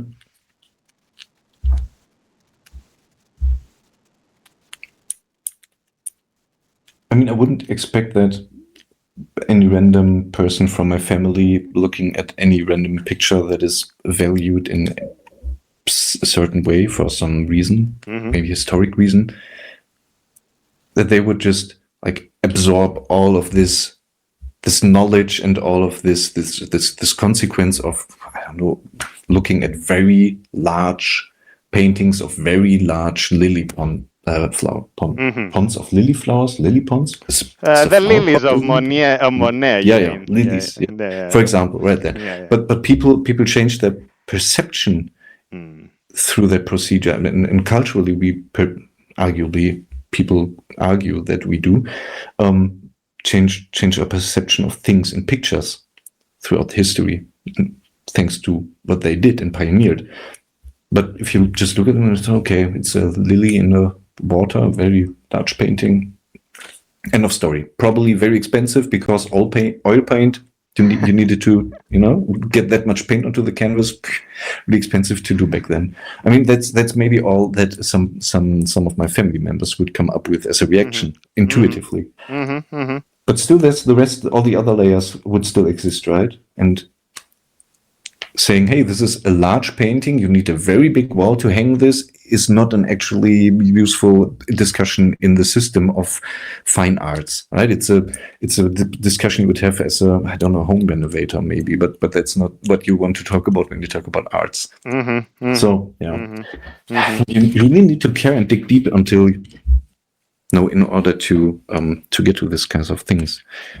Yeah. Interesting. Yeah, interesting take that you say that the potential that is being expressed there, that you value, that you think this is the actual value that is being perceived, or the value that is put into things. And I think, of course, there are some things where you cannot appreciate it. Like with fine art, for example, you may not necessarily appreciate it if you haven't thought it through a little bit. So maybe you can appreciate it more when you see an athlete, for example, or when you see a doctor, or when you see somebody whom you know has achieved something through a lot of work, right? Because fundamentally it's that, like, for you to be an athlete, for you to be a doctor, for you to be anything that involves rigorous commitment over the long term, you have done things that, of course, empower you to live a certain life that otherwise you wouldn't be able to live, and to achieve certain things that otherwise wouldn't be achievable. And it doesn't have to be that, oh, you are the first to be an athlete or you are the first to be a doctor. Maybe you're doing something that everybody else before you has done, but it's still, from the baseline of the average person, it's still something that is up there. It's still something that is far withdrawn from the average. Yeah, right. Interesting. I mean, there's so much deeper one could go in that kind of direction, but I don't want to derail our conversation too much into detail of my own personal curiosity of your value system. So I was pointing you away from where you originally wanted to get, like 2 or 3 times by now with follow-ups. Sorry. No, of course, I can talk about these sorts of things for like 10 hours. I probably can't, because sooner or later either I need to go to bed or next day will be very bad for me and my daughter, as I mentioned, right? Of course. With the freedom of the... Yeah. No, that was good. No, so let's get to the point, which is Zettelkasten. First of all, you will have to pronounce that word, but let me ask the question and then you will have to pronounce the word. So Zettelkasten, you also mentioned zettelkasten.de, the website. So tell me, like, what do you do? What is it? What can we learn about it? Like, give me an idea of what is Zettelkasten. Yeah, what do I do with this? How it's pronounced also, because... Yeah, let's start with the pronunciation maybe. I thought about this recently for the Emacs conference talk that I handed in, which is also about the topic that I shall now pronounce correctly. It is in ancient German. No, it's a very, very modern German. It's Zettelkasten, and the clue is to, if the target audience is English or American speaking, the clue is to treat this as if there was a T leading the word. So you have a tongue T sound at the beginning, which usually with a leading Z, which is in German called Z and not Z. Or, even the alphabet has this already in there. So you have a t and then a Zettelkasten. The rest is fine. We also don't roll our tongue that way. We roll further back, but not with a double L, and so on. But yeah, Zettelkasten is how we talk about this, and it's a very outdated, because nobody uses this tool anymore, word for a very common thing. Like I would call this a cup, then I would point at another piece on my desk and would say, hey, this is my Zettelkasten, back in the day before computers, because you needed to organize your stuff somehow. And in the terms of Niklas Luhmann, or no, in the example of Niklas Luhmann, if you have a Zettelkasten that is also a drawer that you can pull out, and then you have many of these, then you have a lot of storage for many notes and many slips of paper. And then you have this huge thing, which is hardly a Zettelkasten in the word that is a box of paper slips. It's a box of drawers of paper slips, and a room full of boxes of drawers of paper slips. So it's this humongous thing, back like ancient computers, like you would have these early computers, which would look like, well, whole factories look nowadays, right? But which could only do basic math. And the Zettelkasten, in the way that I like to think of this, is not just a collection of paper to organize, I don't know, contacts or remember things for later in an alphabetically sorted fashion, easily accessible because each slip of paper can be pulled from the box easily, and so on. Now, I really lean into the organizational principles that Niklas Luhmann, in this very town that I live in Bielefeld, taught at the university and came to fame. And you cannot escape Niklas Luhmann, because in the University of Bielefeld, he was one of the first, maybe the first, I don't recall, sorry, but one of the first professors when the university was founded in the late 60s. So they created this factory-style university. If you look up University of Bielefeld, it's a one very large concrete building with that has an appearance of a spaceship or ship-like structure almost. And on the inside, you had these, still have, but now they're renovating, had these 1.5 meters in diameter cable organization tubes, let's say, and also the vents, air vents and stuff like that. So everything was visible, very raw, and meant to inspire people to do tough stuff without ornament. And also, you know, it leaned into a special aesthetic of like raw work style, even though it was a university where people usually sit on their behinds and just do stuff on paper back then. Nowadays on computers, of course. Yeah, and also the labs, well, laboratories, physics and stuff, would probably not just have desks, but also some stuff for experimentation. I never visited their department, so I wouldn't know what kind of equipment they had, but still.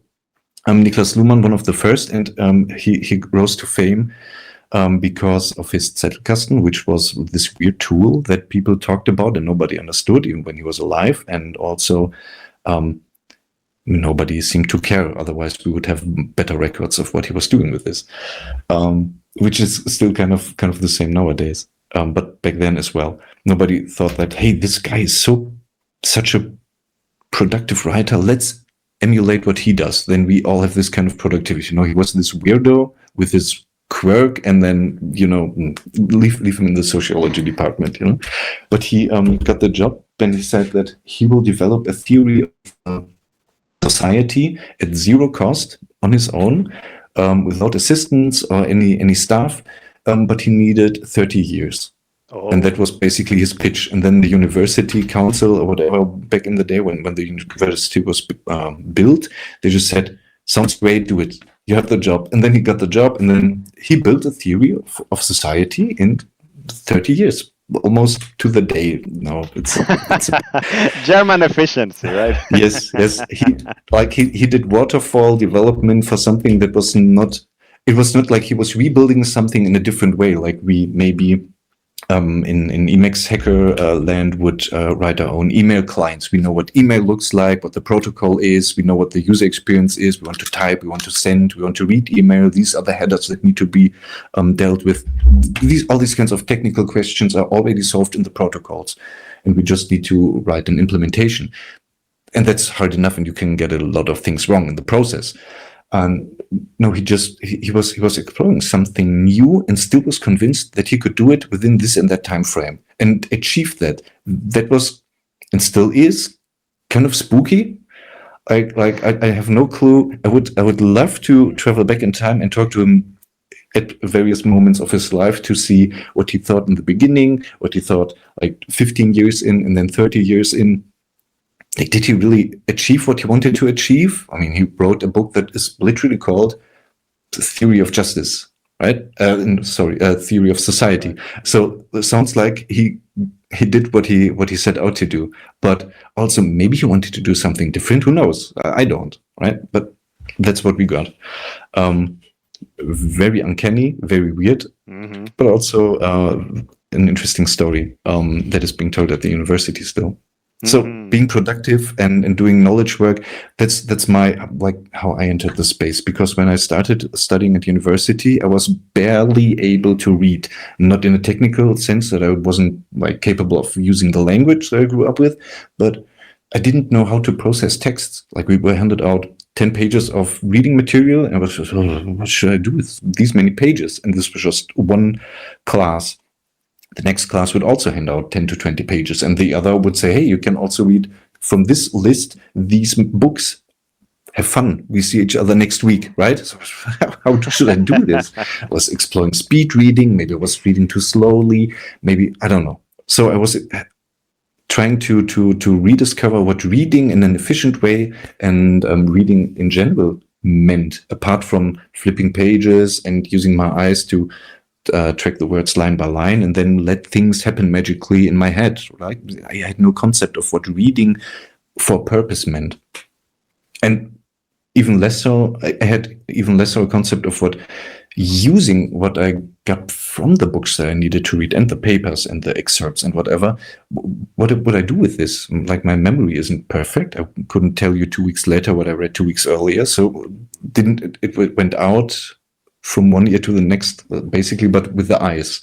That doesn't make any sense in the metaphor. Anyway, but you know what right? And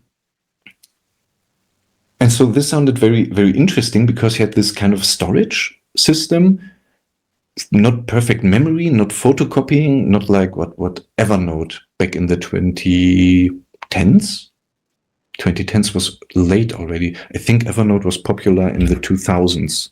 Late 2000s, and promised, like, just capture anything and we surface the information when you need it, as you need it, perfect one-to-one, like copies of the actual stuff. And it turns out, fast forward decades, my personal experience in lifetime, it turns out that having the original being presented and shoved in your face time and again doesn't help much, because you need to compress the information. You can't just, if I with some large book, let's see, Luhmann, social systems, 700 pages. Of course. I can't just pick up the book and read it every time I need to do something with it again. And you see there's all these paper slips, like engagement notes that are still unprocessed from who knows when. Like, it says 6th of May, but it doesn't tell the year, because I was very...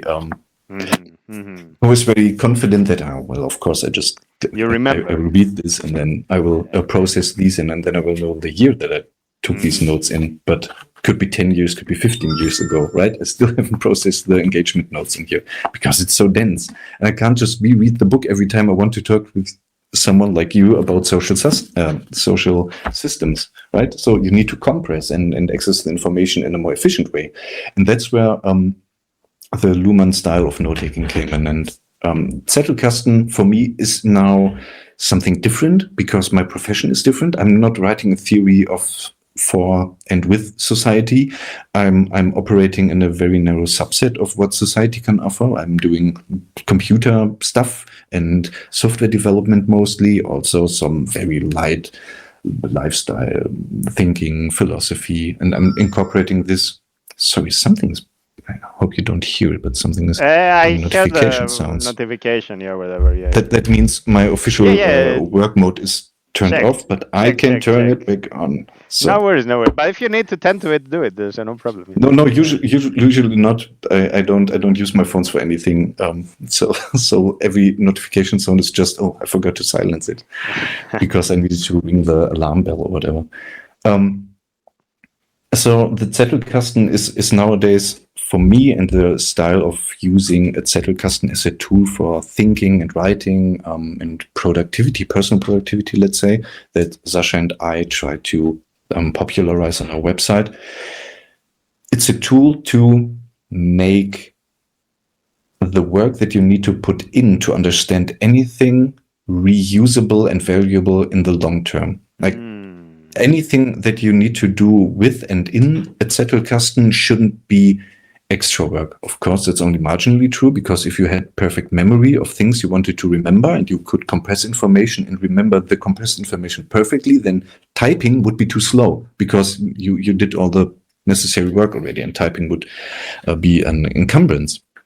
But usually people don't function that way, right? So writing helps to think more deeply and to also notice when you have gaps in your knowledge. I think Richard Feynman can be credited with a couple of techniques of explorative writing by longhand, to just from the top of your head write down what you know about the topic, and then through the act of writing you'll notice when you run out of steam. And when you run out of steam, that's a sign of a gap in knowledge. You cannot get to the actual conclusion that you know is true, but something in the middle is missing. So I need to research this some more, back up my knowledge there, or whatever, because I forgot, or maybe I never knew this and didn't notice. Those creates an awareness of the problem there.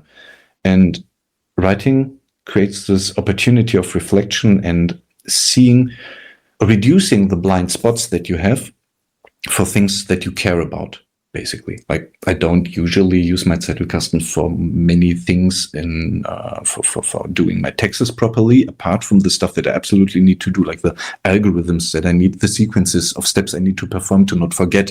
I also have these in the Zettelkasten, so I have one place to look them up, but they're not, that's not a living space. I'm not innovating on how to file taxes with the German financial or whatever system, right? I'm just trying to cope there, and this is a tool that I use.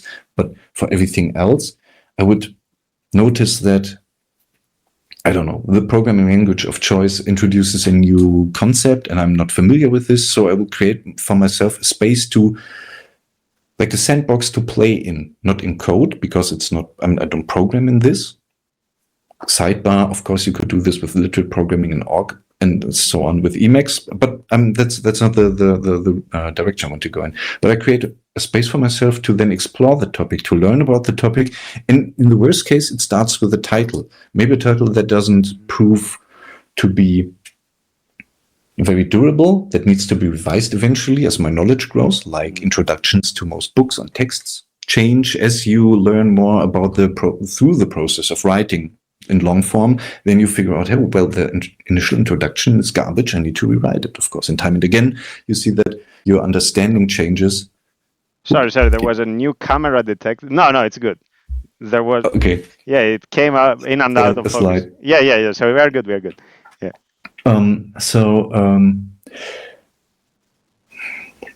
So you're saying like the introduction, and I need to change it because it's like a garbage title, and I need to, Because as your understanding grows, so grows your capability to summarize what you know. If you know nothing, you maybe only know about the existence of something and can write down its name, title, or whatever. But as you learn more about things, then you can also rephrase certain aspects of it as propositions, or as questions, or as hypotheses, or maybe as challenges to existing things, things that you know or knew prior.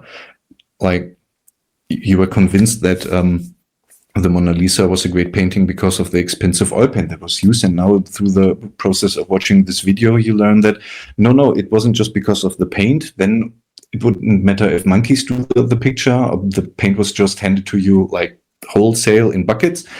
No, it was the process of someone changing their life to then produce this painting as an expression of what they could also produce, and so on. And then now you have a counter argument of sorts, a different position. How do you cope with these different positions? Because also the paint was very expensive, right? It's not true all of a sudden, but it's a different angle on the same thing.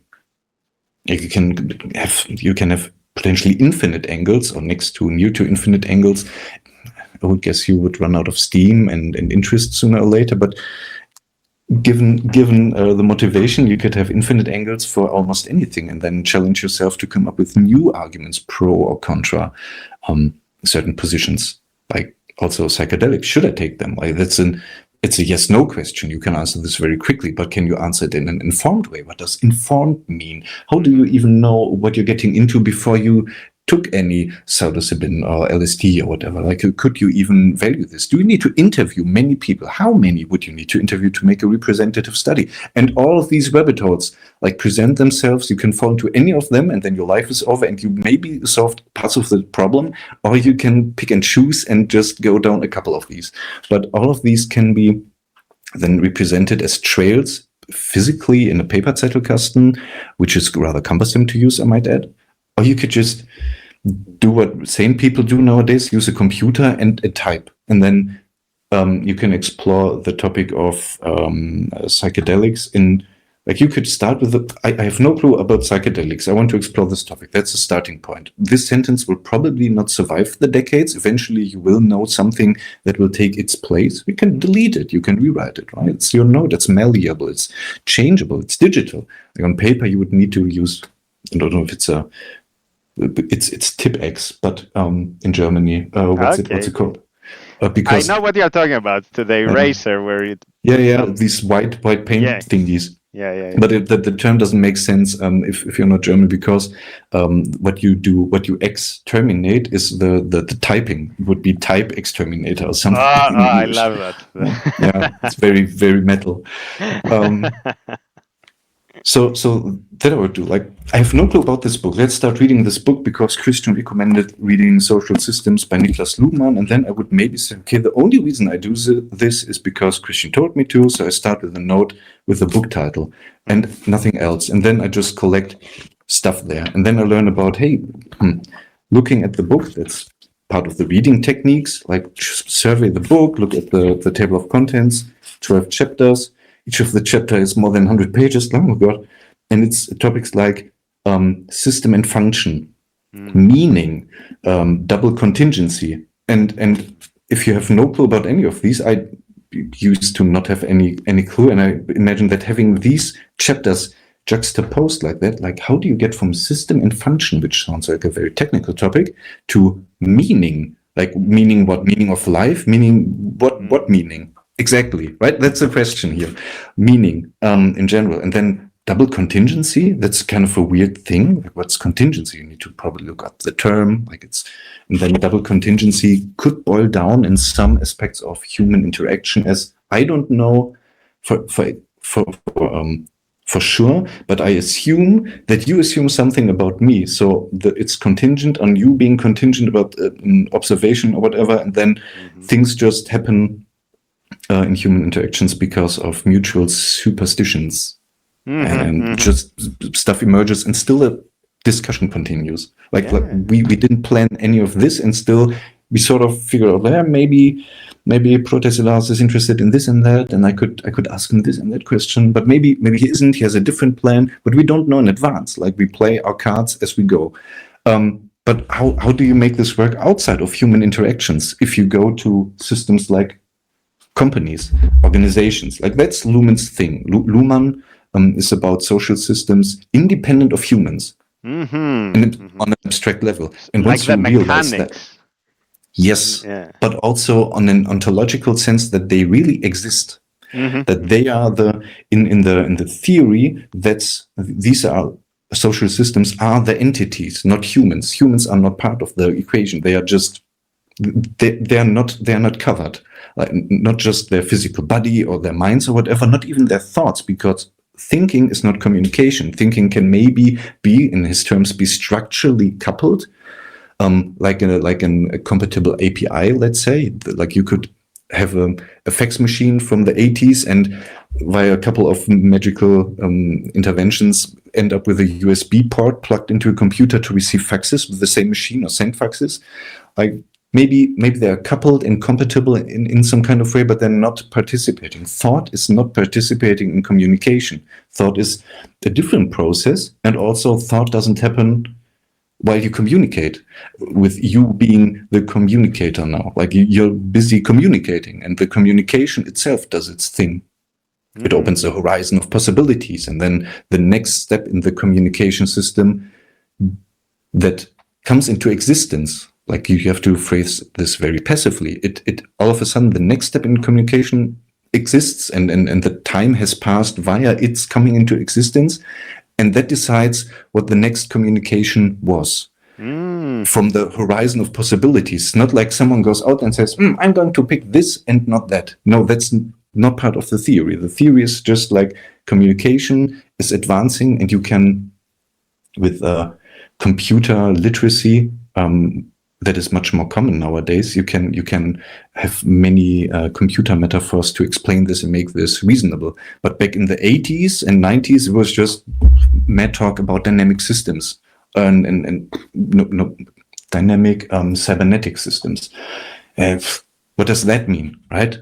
It's very loaded academic terms and stuff like that. But you could explore the book, and I just went with stuff that came to my head from 3 chapters, and then you still have no clue, and there's still 9 more chapters. And one is chapter 8 is structure and time. How does time pass, and what is structure? What is structure for a system? Like a system has parts, they're interconnected somehow. But what is system? He never says what a system is. There's no positive definition. It's more an operational definition. Like, what is a system? Not the boundaries draw themselves. And that's then to draw this back to the Zettelkasten, not as a tool to come up with these weird theories, but also to come back to the Zettelkasten as a exemplification of what you can do with knowledge about system theory, is that you can apply similar strategies and techniques to model or think about your Zettelkasten. It's not just notes, paper, written things on paper, facts, knowledge. It's also something that doesn't do anything when it sits there. Time doesn't pass unless you come in, pick up a note, metaphorically, like pick up a piece of paper, interact with it, have a thought in your own human monkey brain, and then do something with this. Otherwise, like the system itself, the communication system, that, not in Luhmann's terms, but in like layman person terms, of you communicating with your Zettelkasten, the 2 interacting parties there,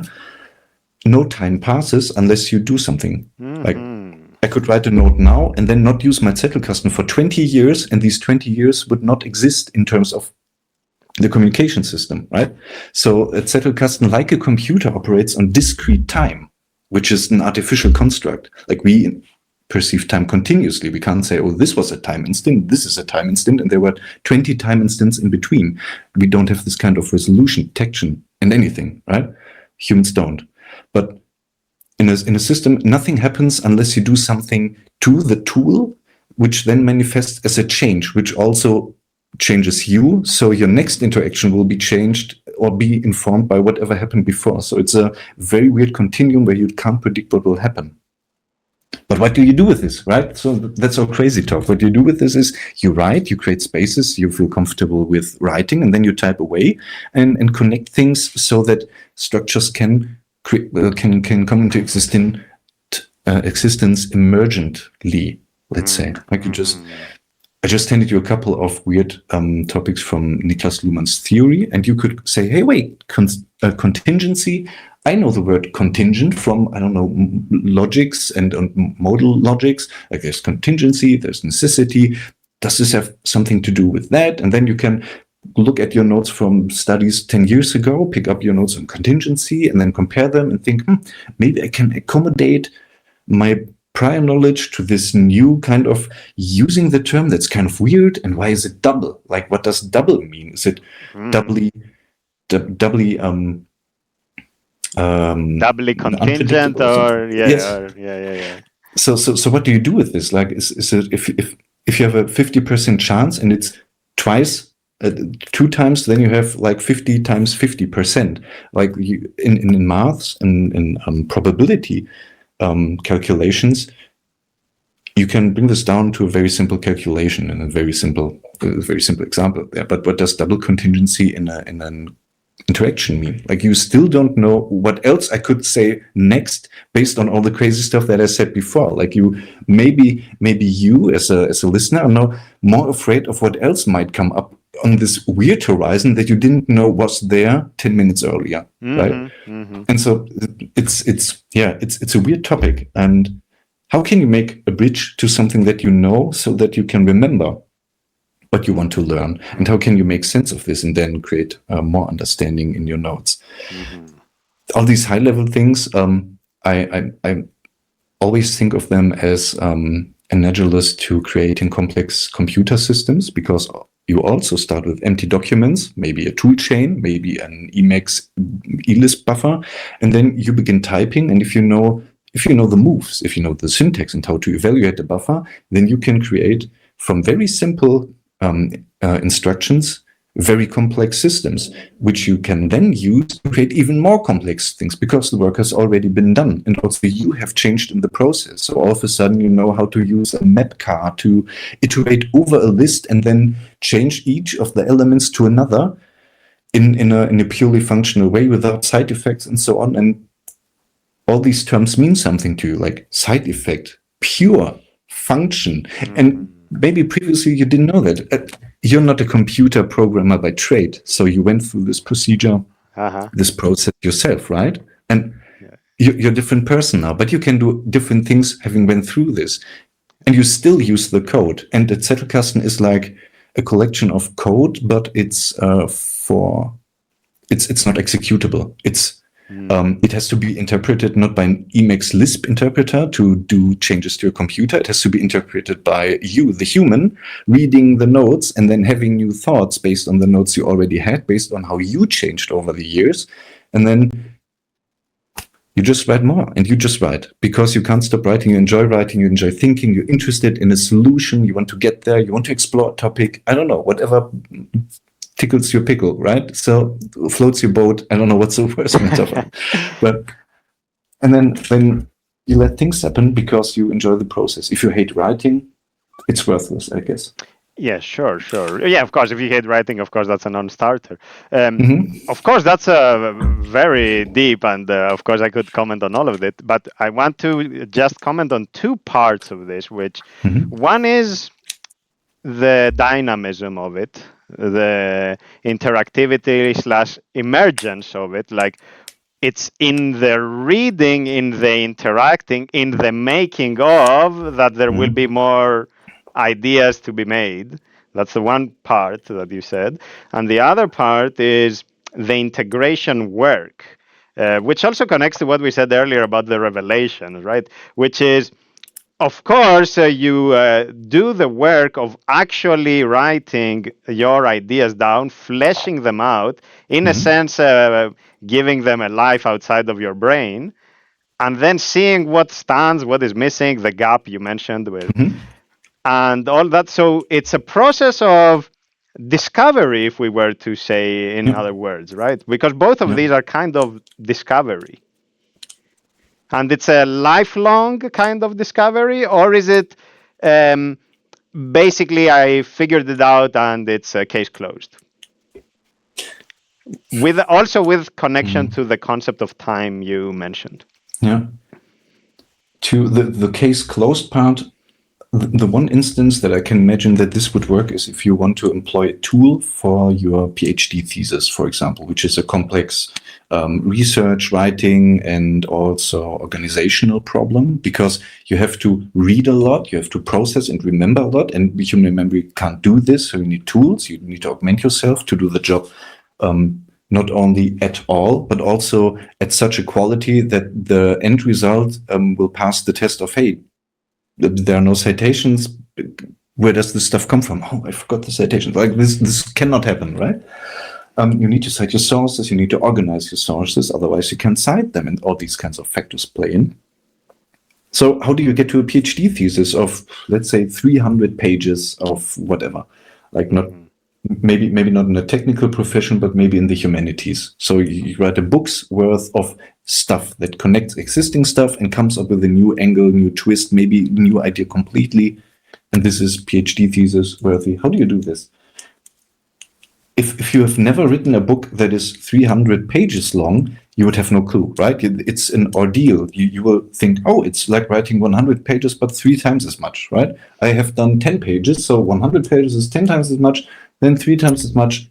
Can't be that hard, right? Mm-hmm. But then things break down. You don't remember, you don't connect the dots. There's no narrative. Then you remember, oh no, I need to do this and that. Then you do more research, because as you write, you notice the gaps. You do more research, go to the library, come back a week later, and all of a sudden you don't remember what you wrote 3 weeks earlier. And you know, all of this is tough. And but you could do this with that Zettelkasten, which then boils down to a system of organizing your information in a way which is akin to movable type, where you have the type, the letters, which you can put on a whatever it's called in English, and then you put it on the paper, and then you have a printed page of paper based on the movable type pieces that are modular and reusable. And the same is true for Zettelkasten. You write these thingies, the notes, the ideas, the facts, the citations. You can put them all on their own cards, and then if you do this physically, Robert Persick does this in Lila. Otherwise, maybe unremarkable book. I did enjoy reading it, but I read it because it was recommended, because it used that Zettelkasten both to be written and also as a narrative tool for the protagonist. He has a Zettelkasten in his boat, and he in Robert Persick's Lila, the Persick stand-in, the protagonist, pulls up notes, puts them on the floor, desk, whatever, and then reorganizes them, and then does this time and time again until he's satisfied enough with the new order, and then puts them back in that order again. He's pulling the notes out, reorganizing, and then the sequence, because a book, that's not a pile of notes, that's a sequence of pages, very dense. So you create a sequence from stuff that were previously not in that sequence. How do you come up with that sequence? What is a good sequence? That's storytelling, that's basic structure, outlining, work that you can look up. And it's work. It's work, it's knowledge work, it's creative work. And you could do this, write your PhD thesis, and then say, I'm done. I'm now a PhD of something in the humanities. Goodbye, and then delete all your notes, because you don't need them. You have the book. The book as the artifact is the result, right?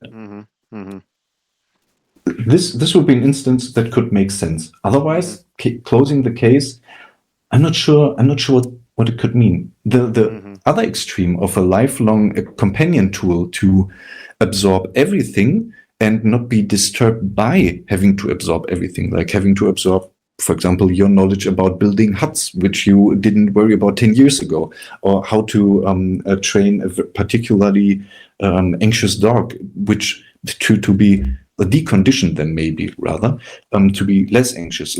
These kinds of things life demands of you, and you need to cope with them in some way or another, or not cope, but also deal with them in a productive way, maybe in a way that makes you grow and not just dodge the bullet, but catch the bullet and throw it back so it becomes something beautiful. No, that metaphor didn't work. But anyway, so that's you catch that's what it and then you draw a flower with it. Amazing, yes. You need to push really hard on the surface to draw, but yes. So you do that, and if you do that kind of stuff, then and if the system can accommodate this kind of flexibility, then there's no reason to stop or switch from Zettelkasten A to Zettelkasten B. Like if you do one PhD and then another book, you could throw away the PhD notes and then create a new box of notes for your next adventure.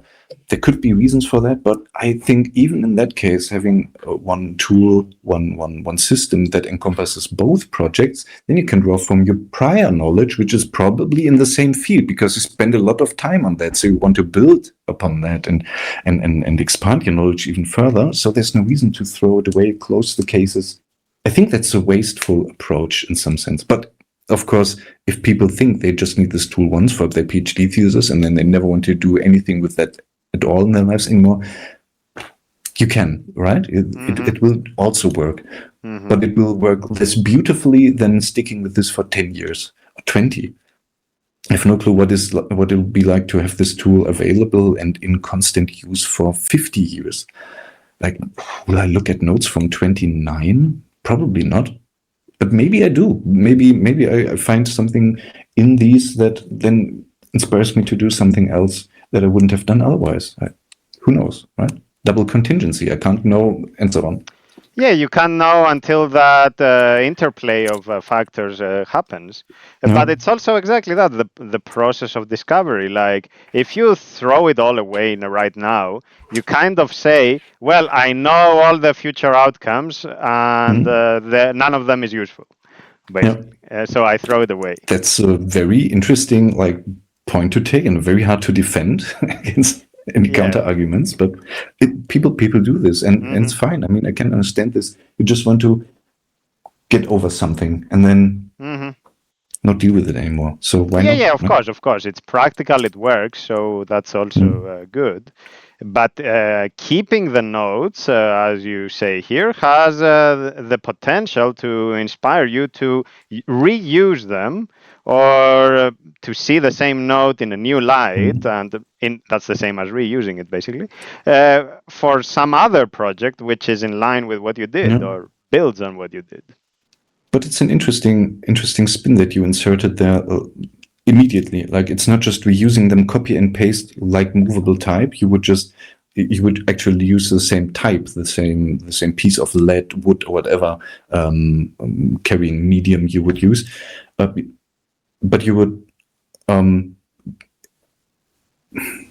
by writing a new book with the same material that you pulled out from your notes, you would still tweak it a bit.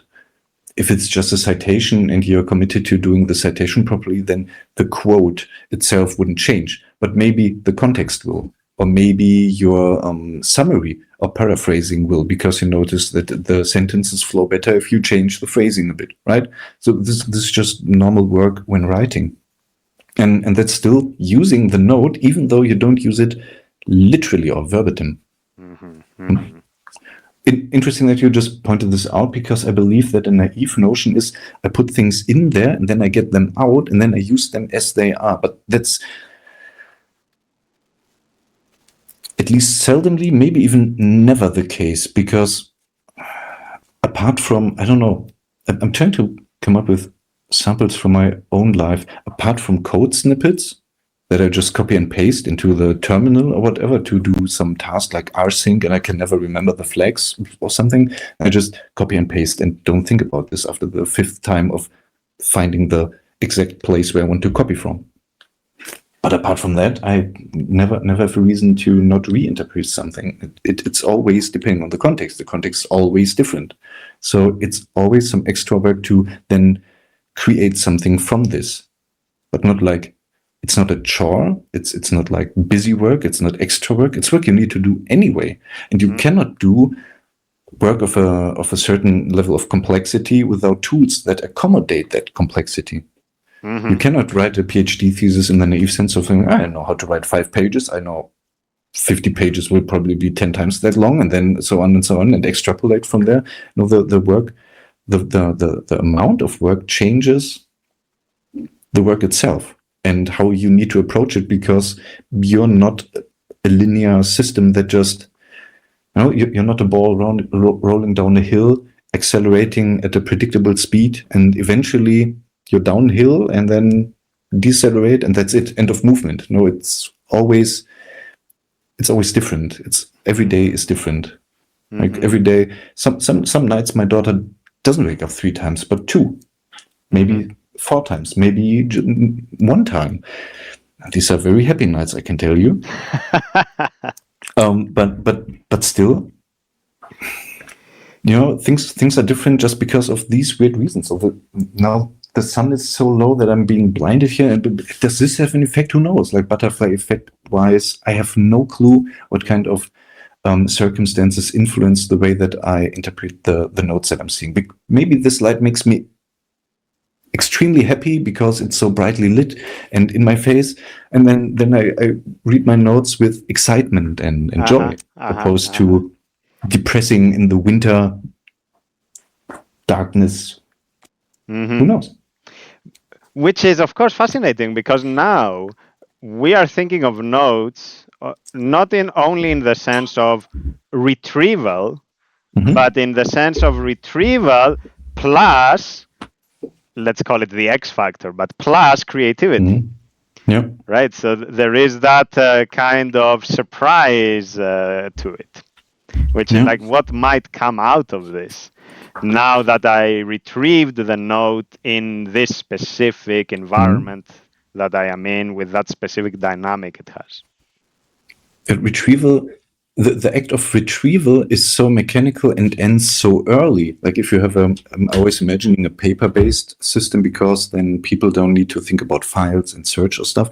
If you know the position, the exact, you look at the box and you know exactly where to pull, and you just pull out the thing without having to go through the rest to discover it. You just know this is the thing, that it maybe has a red flag at the top or tab bar or whatever, and you just pull it out. That's the end of the retrieval. As soon as you read it, at least you change in some way, right? You cannot not change, because, well, synapses have to fire, energy has to be spent, time passes, smells from, I don't know, maybe a stale beer stain or whatever, a coffee stain, or like comes to you, and who knows, right? Like all these things could potentially influence whatever comes next. The retrieval itself mechanically is just the pulling out, but as soon as you read it, unforeseen things can happen. You cannot retrieve the note 100 times and have the same effect, because it's not a mechanical process. The retrieval is just, well, you can of course pull it out in the same way and practice this, or use a machine to do the pulling out, but the pulling out is not the interesting part. Using the note is the interesting part. You need to retrieve to then use the note, to then do something with the knowledge. You need to retrieve the content, the ideas, the information, the concepts that are stored on this artifact of sorts. Retrieving the artifact, the note itself, is the boring part. It's hard enough if you have enough notes to find the correct note, to search, to wade through your web of references. But yeah, retrieval can also, because with size it becomes more complicated. The act of retrieving is not a mechanical, simple operation, like one operation of pull this thing out, because you don't know which one you need to pull out. Maybe you need to leaf through the notes. Maybe you need to read another note that you know is an index of all your other notes, to then know which one you need to pick. Stuff like that. So the procedure of retrieval then also needs to be interpreted by you. And this then the retrieval also becomes more complicated. But to keep the example simple, retrieval is not the interesting part, and it's not a storage system where you put stuff in, get stuff out. Exactly. That's a box of notes. Yes, that's a box where you put stuff in, and if no accidents happen, you can later get the same physical or metaphorical item out of it. But then, right? Then the work begins, and that's a cool part. The integration, exactly. Yeah. So what did you mean when you were asking about the dynamism, like this kind of dynamics in the I guess sense of what is the environment kind of working towards? Like you give the example of the sun, like the sun now has created this kind of positive mood, and basically that carries you forward in a certain way. It's like a rush of enthusiasm, let's say, and it kind of predisposes you in a certain way. So how does that kind of dynamic, that enthusiasm heading into the notes or whatever, how does that interplay with the contents there? And yeah, I think it's really fascinating, because it shows that there is work that you are doing while writing the notes, while organizing the notes, but basically it's always work, because it's also after retrieving the note or to retrieve the note, and then it's always a process of integration. And then there is, of course, a process of, in a sense of, what am I working towards again? And sometimes you are not working towards something, but sometimes you have a specific goal in mind. Yeah. By the way, I say we wrap it up soon, because I noticed the dogs are moving around and they want to go for a walk. I also hear screaming in the other room, so the kid is back. Yeah. Yeah, that's an interesting piece, because the reason, I mean, the mechanics of pulling out a node can be the same. Like you could use a machine to pull the node out in the exact same physical motion to really rule out any kind of variation there. Like that doesn't matter. But why do you want to get there in the first place? Like, what's your inquiry today? Like maybe the same node today, I want to get to it because I remember it having an interesting nugget of insight in there that I want to reuse in the context of programming. Maybe the day after, I want to use it in the context of some mild philosophy and lifestyle choice, whatever making. Since I'm not a trained and accredited philosopher officially from the university, I'm always trying to not play that instrument too much. But still, like there's so many things. Maybe except text filing, I see no synergies there. But filing texts, that's their code snippets, right? But I'm the machine and not the computer in that case. But otherwise, many things can be reused in different contexts, not just because the context changes, because the sun is up, the sun is down, it's light, it's dark, I have a happy mood, I'm a sad mood. No, sometimes it's just that I know, hey, this weird idea could maybe work as a metaphor, for example. Like the monkey thing with the Mona Lisa. You could also use the monkey metaphor and then think, hey, can't I use the monkey insert thing here metaphor as a tool to make points for lay people to understand how human performances differ from the result. But it's not the result that we value, but the performance.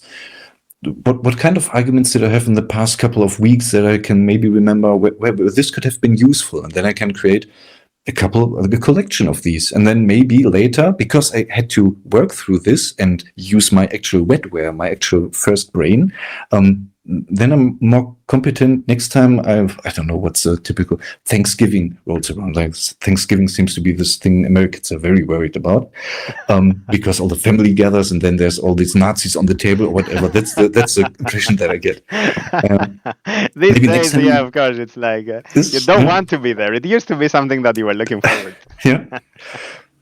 So that's what the internet, the vibe the internet is giving me. And so next time for Thanksgiving, maybe you have 5 or 10 interesting metaphors that you enjoy trying out. Not that they have any effect and change the course of history, or if changing other people's minds is usually wasted time.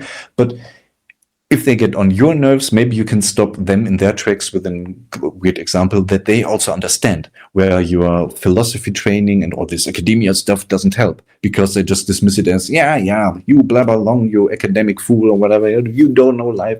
And then with a weird Texan accent, every uncle has a Texan accent, of course. I don't know. Maybe, right? You can use this for different purposes. And then you have a collection of weird monkey examples for who knows what, right? Yeah, of course. Like, of course, the specifics will always vary, but I think the constant here is that work. There is work. You will be working. There's always work. There is no shortcut to whatever it is you are working towards. Like, yeah. But you can poison the well, of course. You can poison the well by taking shortcuts. It's beautiful how this plays back into everything you said in the very, very early minutes of our conversation, where if you use, for example, AI to generate natural-sounding texts for you, LLMs, that is, sorry, I don't want to say I anymore, but I still do sometimes, LLMs, large language models, to generate text for you based on some prompt, and then just without review, feed it into a node storage, a file storage, whatever storage. You could also print these out on thermal paper and then put them into a box, I guess. But I don't know. You put this into your node storage, digital, and then you have thousands of these. Every time you come up with an idea and say, machine, generate 1 page of text for this topic, and you don't even read it, it will probably make finding everything else harder because you're creating noise and not signal. And even though maybe this machine-generated stuff inspires the reader, which would be you in the future, to have a thought, you have no clue what's inside. And you cannot have a clue because it's not the work that you put in that you can build up on. You don't even have a hunch. You don't even have a vague idea, vague remembrance of things happening 10 years prior. Even though you don't remember exactly what was there, you have a hunch maybe, because some synapses still fire together to remember you, hey, you did this earlier in your life. Exactly. Maybe try to find it again. And this also connects to the point of the Mona Lisa. Like in terms of results, one person has 1,000 notes, another person has 1,000 notes, but one person actually thought them through. Yeah. And of course, this person now is empowered to do the integration work of now, here are the next 1,000 or whatever. Yeah. Exactly. Christian, I say we close on this because I see the dogs are all animated. All right. Care for your family. Yeah, the thing is, of course, I can keep on talking. As you and see, I'm sure you can as well. it's 4:30 in the evening. Usually I need to wind down because I run out of steam by this time. But you see, I'm still fully invigorated. It's been a pleasure talking to you and so many interesting topics. Likewise. I did make some kind of sense at times when I rambled around. Look, to me, it did make sense, but then of course I have the same problem. Yeah. So yeah, don't worry. No, I think it did make sense. Yeah, all good. We'll let the comments decide or whatever, right? Exactly. So I will close the chat and then stop the recording. So thank you very much for everything, and take care, and good luck with everything you do. Yeah, thank you. Have a great rest of your day, and we'll sure meet each other again. Yeah, of course. So take care, Christian. Goodbye. Bye-bye. You too. So closing the call here, folks, and I will stop recording. So take care. Goodbye from my side.